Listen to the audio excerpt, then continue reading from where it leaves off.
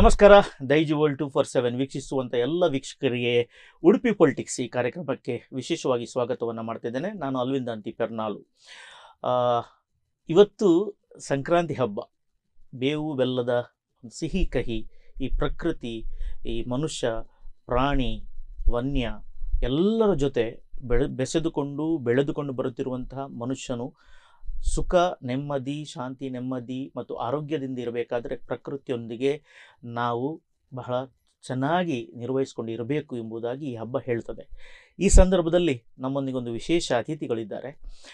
ವೀಕ್ಷಕರಿಗೆ ನಿಮ್ಗೆ ಗೊತ್ತಿರಬಹುದು, ಉರಿಗೌಡ ನಂಜೇಗೌಡ ಎಂಬ ಒಂದು ಹೈಪ್ ಇರುವ ಸಂದರ್ಭದಲ್ಲಿ ರಾಜ್ಯದ ಮುಖ್ಯಮಂತ್ರಿ, ಆವಾಗ ರಾಜ್ಯದ ವಿಪಕ್ಷ ನಾಯಕ ಸಿದ್ದರಾಮಯ್ಯರವರ ಮೇಲೆ ಒಂದು ಮೊಟ್ಟೆ ಎಸೆತ ಪ್ರಕರಣ. ಅದು ಬಿಡಿ, ಸಿ ಟಿ ರವಿಯಂತವರ ದಿಗ್ಗಜರ ಒಂದು ಹಿಂದುತ್ವದ ಅಲೆಯಲ್ಲಿ ತೇಲಾಡುತ್ತಿರುವಂಥ ಮಲೆನಾಡು ಅಂದರೆ ಚಿಕ್ಕಮಗಳೂರು, ಈ ಕ್ಷೇತ್ರದಲ್ಲಿ 5ಕ್ಕೆ 5 ವಿಧಾನಸಭಾ ಕ್ಷೇತ್ರಗಳನ್ನು ಕಾಂಗ್ರೆಸ್ ಪಕ್ಷ ಭರ್ಜರಿಯಾಗಿ ಬಹುಮತದಿಂದ ಗೆದ್ದು ಬಿಡುತ್ತೆ. ಇದರ ಹಿಂದಿರುವಂಥ ವ್ಯಕ್ತಿ ಇವತ್ತು ನಮ್ಮೊಂದಿಗೆ ನಮ್ಮ ಸ್ಟುಡಿಯೋದಲ್ಲಿದ್ದಾರೆ. ಅವರು ವೃತ್ತಿಯಲ್ಲಿ ಒಬ್ಬ ದಂತ ವೈದ್ಯ, ಪ್ರವೃತ್ತಿಯಲ್ಲಿ ಒಬ್ಬ ಕೃಷಿಕ, ಅದರ ಜೊತೆಗೆ ನಾನು ಹೇಳ್ಕೊಳ್ಬೋದು ಮಹಾ ಮಾನವತಾವಾದಿ ಡಾಕ್ಟರ್ ಅಂಶುಮಾನ್ ನಮ್ಮೊಂದಿಗೆ ಇದ್ದಾರೆ. ಅವರೊಂದಿಗೆ ನೇರ ಮುಲಾಖತ್ ಮಾಡುವ. ಸರ್, ಕಾರ್ಯಕ್ರಮಕ್ಕೆ ಸ್ವಾಗತ. ನಮಸ್ಕಾರ. ಮಲೆನಾಡು ಅಂತ ಹೇಳುವಾಗ ಕೃಷಿ, ಕಾಫಿ, ಅಡಿಕೆ, ಅದರ ಮೇಲಕ್ಕೆ ನಾವು ಹೇಳೋದಾದರೆ ಜನರೆಲ್ಲ ಸರಳ ಸಜ್ಜನಿಕೆಯ ವ್ಯಕ್ತಿಗಳು. ನಿಮ್ಮ ಪರಿಚಯ ನಮಗೆ ಆದಂಥದ್ದು ಅಥವಾ ನಮ್ಮ ಕರಾವಳಿಯವರಿಗೆ ಆದಂಥದ್ದು ಯಾವಾಗಂತ ಹೇಳಿದರೆ ಡಾಕ್ಟರ್ ಅಂಶುಮಾನ್ ಎಂಬವರು ಇದ್ದಾರೆ ಅಂತೇಳಿ ಗೊತ್ತಾದದ್ದು 5ಕ್ಕೆ 5 MLA ಸ್ಥಾನಗಳನ್ನು ಚಿಕ್ಕಮಗಳೂರು ವಿಭಾಗದಲ್ಲಿ ಗೆಲುವನ್ನು ತಂದಿರುವಂಥ ಸಂದರ್ಭದಲ್ಲಿ ಅದರ ಹಿಂದೆ ಇರುವಂಥ ಚಾಣಕ್ಯರು ಯಾರು, ಪರಿಣಿತರು ಯಾರು, ತಜ್ಞರು ಯಾರು ಅಂತೇಳಿ ವಿಮರ್ಶೆ ಮಾಡುವಾಗ ತಮ್ಮ ಹೆಸರು ಮೇಲ್ಪಂಕ್ತಿಯಲ್ಲಿ ಇತ್ತು. ಅದು ಬಿಟ್ಟರೆ ಕರಾವಳಿಯವರಿಗೆ ಡಾಕ್ಟರ್ ಅಂಶುಮಾನ್ ಅಂತ ಹೇಳಿದರೆ ಯಾರಂತ ಪರಿಚಯ ಹೆಚ್ಚಾಗಿ ಇಲ್ಲ. ನಿಮ್ಮ ಪರಿಚಯ ನಿಮ್ಮ ಮುಖಾಂತರ ಮಾಡುವ ಮೂಲಕ ಈ ಕಾರ್ಯಕ್ರಮ ಪ್ರಾರಂಭಿಸುವ. ತಮ್ಮ ಪರಿಚಯ ಸರ್. ನಮಸ್ಕಾರ ಅಲ್ವೆನ್. ವಿಶೇಷವಾಗಿ ಈ ಸಂಕ್ರಾಂತಿ ಹಬ್ಬದ ಶುಭಾಶಯಗಳನ್ನು ಎಲ್ಲ ವೀಕ್ಷಕರಿಗೂ ತಿಳಿಸುತ್ತಾ, ಈಗಾಗಲೇ ನೀವು ಹೇಳಿರುವ ರೀತಿಯಲ್ಲಿ ನಾನೊಬ್ಬ ಕೃಷಿ ಕುಟುಂಬದಲ್ಲಿ ಜನಿಸಿದವನು. ನಾನು ಮಲೆನಾಡು ಭಾಗದ ನರಸಿಂಹರಾಜಪುರದಲ್ಲಿ ಕೃಷಿ ಕುಟುಂಬದಲ್ಲಿ ಜನಿಸಿ ನಂತರದಲ್ಲಿ ವೃತ್ತಿಯಲ್ಲಿ ದಂತ ವೈದ್ಯನಾಗಿ ಹಲವಾರು ವರ್ಷಗಳ ಕಾಲ ವೈದ್ಯಕೀಯ ವೃತ್ತಿಯನ್ನು ಪ್ರಾಕ್ಟೀಸ್ ಮಾಡಿ 8ರಿಂದ 9 ವರ್ಷ ಪ್ರಾಕ್ಟೀಸ್ ಮಾಡಿದ್ದೆ. ಅನಂತರದಲ್ಲಿ ಆ ಸಂದರ್ಭದಲ್ಲಿ ಕೃಷಿಯಲ್ಲೂ ತೊಡಗಿಸ್ಕೊಂಡಿದ್ದೆ. ಜೊತೆಗೆ ನಾನು ಕಾಂಗ್ರೆಸ್ ಪಕ್ಷದ ಕಾರ್ಯಕರ್ತನಾಗಿ ನನ್ನ ವಿದ್ಯಾರ್ಥಿ ಜೀವನದಲ್ಲೇ ತೊಡಗಿಸ್ಕೊಂಡು ಅನೇಕ ಜವಾಬ್ದಾರಿಗಳನ್ನು ನಿರಂತರವಾಗಿ ಮಾಡಿಸ್ಕೊಂಡು ಬರ್ತಿರುವಂಥದ್ದಿದೆ. ಅದ್ರ ಜೊತೆಯಲ್ಲಿ ಯುವ ಕಾಂಗ್ರೆಸ್ಸಿನ ಜವಾಬ್ದಾರಿಗಳನ್ನು ನಿರ್ವಹಿಸುವಂಥದ್ದು ಜವಾಬ್ದಾರಿಗಳಿತ್ತು. ಅನಂತರ ಕಾಂಗ್ರೆಸ್ ಪಕ್ಷದ ಎಲ್ಲ ಮುಖಂಡರು, ಕಾರ್ಯಕರ್ತರು ನನಗೆ ಬ್ಲಾಕ್ ಕಾಂಗ್ರೆಸ್ಸಿನ ಜವಾಬ್ದಾರಿಯನ್ನು, ನರಸಿಂಹರಾಜಪುರ ಬಾಳೆಹೊನ್ನೂರು ಬ್ಲಾಕ್ ಕಾಂಗ್ರೆಸ್ಸಿನ ಅಧ್ಯಕ್ಷನ ಜವಾಬ್ದಾರಿಯನ್ನು ನಿಭಾಯಿಸುವಂಥ ಅವಕಾಶಗಳನ್ನು ನೀಡಿದ್ರು. ಅಲ್ಲೂ ಸಹ ಎಲ್ಲ ಕಾರ್ಯಕರ್ತರ, ಮತದಾರರ, ಮುಖಂಡರ ಒಂದು ಮಾರ್ಗದರ್ಶನದಲ್ಲಿ ನಾವು ಒಂದು ನಿರೀಕ್ಷೆ ಮೀರಿ ಕೆಲಸ ಮಾಡುವಂಥ ಪ್ರಯತ್ನಗಳನ್ನು ಮಾಡಿದ್ವಿ. ಜೊತೆಗೆ ಅನಂತರದಲ್ಲಿ 2019ನೇ ಇಸ್ವಿಯಲ್ಲಿ ನನ್ನ ಜಿಲ್ಲಾ ಕಾಂಗ್ರೆಸ್ಸಿನ ಜವಾಬ್ದಾರಿಯನ್ನು ಅಧ್ಯಕ್ಷನಾಗಿ ನನಗೆ ಜವಾಬ್ದಾರಿಯನ್ನು ನೀಡಿದ್ರು. ಹಾಗಾಗಿ ಕಾಂಗ್ರೆಸ್ ಪಕ್ಷ ನಾವು ಭಾಳ ಹಿಂದಿನಿಂದ ನಮ್ಮ ಕುಟುಂಬದ ಹಿನ್ನೆಲೆಯಲ್ಲಿರುವಂಥದ್ದು ಕಾಂಗ್ರೆಸ್ ಪಕ್ಷದ ಪರವಾಗಿ, ಕಾಂಗ್ರೆಸ್ ಪಕ್ಷದ ವಿಚಾರದ ಅಡಿಯಲ್ಲಿ ನಾವು ಬೆಳ್ಕೊಂಡು ಬಂದಿರುವಂಥವ್ರು. ಹಾಗೆ ಈಗ ನಾನು ಜಿಲ್ಲಾ ಕಾಂಗ್ರೆಸ್ ಅಧ್ಯಕ್ಷನಾಗಿ ಕಳೆದ 4 ವರ್ಷದಿಂದ ಕಾರ್ಯನಿರ್ವಹಿಸ್ತಿದ್ದೀನಿ. ಇದ್ರ ಜೊತೆಗೆ ನನಗೆ ಮೇನ್ಲಿ ಏನಂತ ಹೇಳಿದ್ರೆ, ಒಂದು ಸಮಾಜದ ಕಳಕಳಿಯ ಜೊತೆಯಲ್ಲಿ ಸಮಾಜ ಸೇವೆಗೆ ಬೇಕಾಗಿರುವಂಥ ಅನೇಕ ಸಂಘ ಸಂಸ್ಥೆಯಲ್ಲೂ ನಾವು ಕೆಲಸ ಮಾಡ್ಕೊಂಡು ಬರ್ತಿದ್ದೆ. ಯಾವುದರಲ್ಲಿ ಇದ್ರಿ? ನಾನು ಮುಖ್ಯವಾಗಿ ಹೇಳ್ಬೇಕಂತ ಹೇಳಿದ್ರೆ ರೋಟರಿ ಸಂಸ್ಥೆಯ ಓಹೋ ಒಬ್ಬ ಸಕ್ರಿಯ ಸದಸ್ಯ. ಸದಸ್ಯನಾಗಿ ಹ್ಮ್. ನರಸಿಂಹರಾಜಪುರ ರೋಟರಿ ಸಂಸ್ಥೆಯ ಅಧ್ಯಕ್ಷನಾಗಿ ಸೇವೆ ಸಲ್ಲಿಸಿದ್ದೇನೆ. ಹಾಗೆ 2011ನೇ ಇಸ್ವಿಯಲ್ಲಿ ಅಸಿಸ್ಟೆಂಟ್ ಡಿಸ್ಟ್ರಿಕ್ಟ್ ಗವರ್ನರ್ ಆಗಿ ಓಹೋ. ಅಸಿಸ್ಟೆಂಟ್ ಗವರ್ನರ್ ಆಗಿ ನಾನು ಜವಾಬ್ದಾರಿನ ರೋಟರಿ ಸಂಸ್ಥೆಯಲ್ಲಿ ನಿಭಾಯಿಸಿದೆ. ಈ ರೀತಿ ಅನೇಕ ಸಂಘ ಸಂಸ್ಥೆಗಳಲ್ಲಿ ನಾವು ತೊಡಗಿಸ್ಕೊಂಡಿದ್ದೇವೆ. ಒಟ್ಟಿನಲ್ಲಿ ಸಮಾಜಕ್ಕೆ ನಮ್ಮ ಕೈಯಲ್ಲಿ ಏನಾಗುತ್ತೋ ಆ ಕೊಡುಗೆಯನ್ನು ನೀಡಿದ್ದೀರಿ. ನಾವು ಯಾವ ರೀತಿ ಕೊಡುವಂತ ನಿರೀಕ್ಷೆಗಳಿರುತ್ತೋ ಅದು ಪ್ರಯತ್ನಗಳನ್ನ ಮಾಡಿದ್ವಿ, ಕೊಟ್ಟಿದ್ದೀವಿ. ಅಂದ್ರೆ ನೀವು ಅಲಂಕರಿಸಿದ ಎಲ್ಲ ಹುದ್ದೆಗಳನ್ನು ಸಮರ್ಥವಾಗಿ ನಿರ್ವಹಿಸ್ತೀರಿ ಎಂಬಂತ ಆತ್ಮತೃಪ್ತಿ ತಮಗಿದೆ? ನನ್ನ ಪ್ರಾಮಾಣಿಕವಾಗಿ ಮಾಡಿರುವಂತ ಆತ್ಮತೃಪ್ತಿ ಇದೆ. ಕರಾವಳಿಯಲ್ಲಿ ಇಲ್ಲಿ ಹಿಂದುತ್ವದ ಅಲೆಯಿಂದ ನಾವು ಹೇಳಿವಂತರು ಅಂತ ಹೇಳ್ತಿದ್ದೇವೆ. ಮತ್ತೆ ಮತ್ತೆ BJP ಪಕ್ಷದವರೇ ಇಲ್ಲಿ ಶಾಸಕರಾಗಿ ಆಯ್ಕೆ ಆಗ್ತಾರೆ. ನಮಗೆ ಏನು ನಿರೀಕ್ಷಿತ್ತು ಅಂತ ಹೇಳಿದ್ರೆ CT ರವಿಯ ಒಂದು ಏನು ಜವಾಬ್ದಾರಿಯದ ಅಡಿಯಲ್ಲಿ 5ರಲ್ಲಿ ಒಂದು 3 ಸ್ಥಾನ ಆದರೂ ಕೂಡ BJPಗೆ ಬರ್ತದೆ ಅಂತ ಹೇಳಿ ಭವಿಷ್ಯ ರಾಜಕೀಯ ಪಂಡಿತರು ಹೇಳಿಬಿಟ್ಟಿದ್ದರು. ಆದರೆ ಅದು ಹೇಗೆ ಸಾಧ್ಯವಾಯಿತು? 5ಕ್ಕೆ 5 ಕೂಡ ಕಾಂಗ್ರೆಸ್ ಕೈ ಹಸ್ತಪಕ್ಷ ಅಲ್ಲಿ ಮೇಲಕ್ಕೆ ಬಂತು. CT ರವಿಯವರ ಆಕೃಷಿತ ಭರತವಾದಂಥ ಭಾಷಣಗಳಾಗಲಿ, ಹಿಂದುತ್ವ ಅಲೆಯಾಗಲಿ, ನಂಜೇಗೌಡ ಮತ್ತು ಉರಿಗೌಡ ಎಂಬ ಕತೆಗಳಾಗಲಿ ಯಾವುದೂ ವರ್ಕೌಟ್ ಆಗಲಿಲ್ಲ. ವರ್ಕೌಟ್ ಆದದ್ದು ಏನು? ಈಗ ಸಾಮಾನ್ಯವಾಗಿ ನಾವು ಅರ್ಥ ಮಾಡ್ಕೊಳ್ಬೇಕಾಗಿರುವ ವಿಚಾರ, ಇಷ್ಟೆಲ್ಲ ಮಾತಾಡಿದ್ದೀವಿ. ಒಂದು ಕಡೆ ಕಾಂಗ್ರೆಸ್ ಬದುಕನ್ನು ರೂಪಿಸುವಂಥ, ಜನರ ಬದುಕಿಗೆ ಆದ್ಯತೆಗಳನ್ನು ಕೊಡುವಂಥ ಕಾರ್ಯಕ್ರಮಗಳು ಮತ್ತು ಆ ವಿಚಾರಗಳನ್ನು ಚರ್ಚೆ ಮಾಡುತ್ತೆ.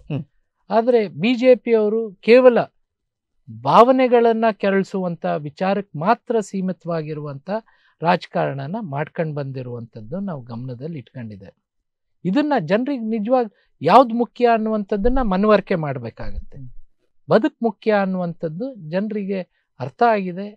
ನಮಗೆ ಬದುಕಬೇಕು, ಬದುಕಿಗೆ ಆದ್ಯತೆ ಕೊಡುವಂಥ ವಿಚಾರಗಳಿಗೆ, ಬದುಕಿಗೆ ಆದ್ಯತೆ ಕೊಡುವಂಥ ಕಾಂಗ್ರೆಸ್ ಪಕ್ಷಕ್ಕೆ ನಾವು ಬೆಂಬಲಿಸ್ತೇವೆ ಅನ್ನೋಂಥ ಜನ ತೀರ್ಮಾನ ಮಾಡಿದ್ರು. ಸೊ ಹಾಗಾಗಿ ನಾವು ಈಗ ಶೋಭಾ ಕರಂದ್ಲಾಜೆ ಅವರು ಯಾವ ರೀತಿ ಯಾವ ಚರ್ಚೆಗಳಲ್ಲೂ ಅಥವಾ ಜನಕ್ಕೆ ದ ರಿಯಲ್ ಇಶ್ಯೂಸ್, ನೈಜ ವಿಚಾರಗಳನ್ನು ಮರೆಮಾಚುವಂಥ ವಿಚಾರಕ್ಕೆ ಅವ್ರು ಮುಂದಾಗ್ತಾರೆ.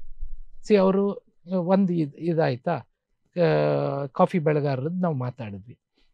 ಅದೇ ರೀತಿ ಹಲವಾರು ವಿಚಾರಗಳಿದೆ ರೀ, ಒಂದಕ್ಕಾದ್ರೂ ಸ್ಪಂದನೆ ಇದೆಯಾ? ಡಾಕ್ಟರ್ ಅಂಶುಮನ್, ಈಗ ಬದುಕು ಕಟ್ಟುವ ಕಾಯಕ ಅಂತ ಹೇಳ್ತಾರೆ. ಇದಕ್ಕೆ ಕಾಂಗ್ರೆಸ್ ಪಕ್ಷ ಹಿಂದಿನಿಂದಲೂ ಕೂಡ ಬೆಂಬಲವನ್ನು ಕೊಡ್ತಾ ಇತ್ತು.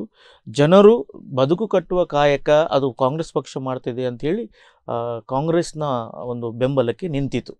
ಆದರೆ ಅಲ್ಲಿ ಕೊಟ್ಟಿರುವಂತಹ ಹೇಳಿಕೆಗಳು, ಅಲ್ಲಿ ಕೊಟ್ಟಿರುವಂಥ ಭಾಷಣಗಳು, ಉಗ್ರವಾಗಿ ಮಾತನಾಡುವಂಥ ರೀತಿ, ಈಗ ಟೋನ್ ಬದಲಾಗಿದೆ ರಾಜಕಾರಣಿಗಳದ್ದು.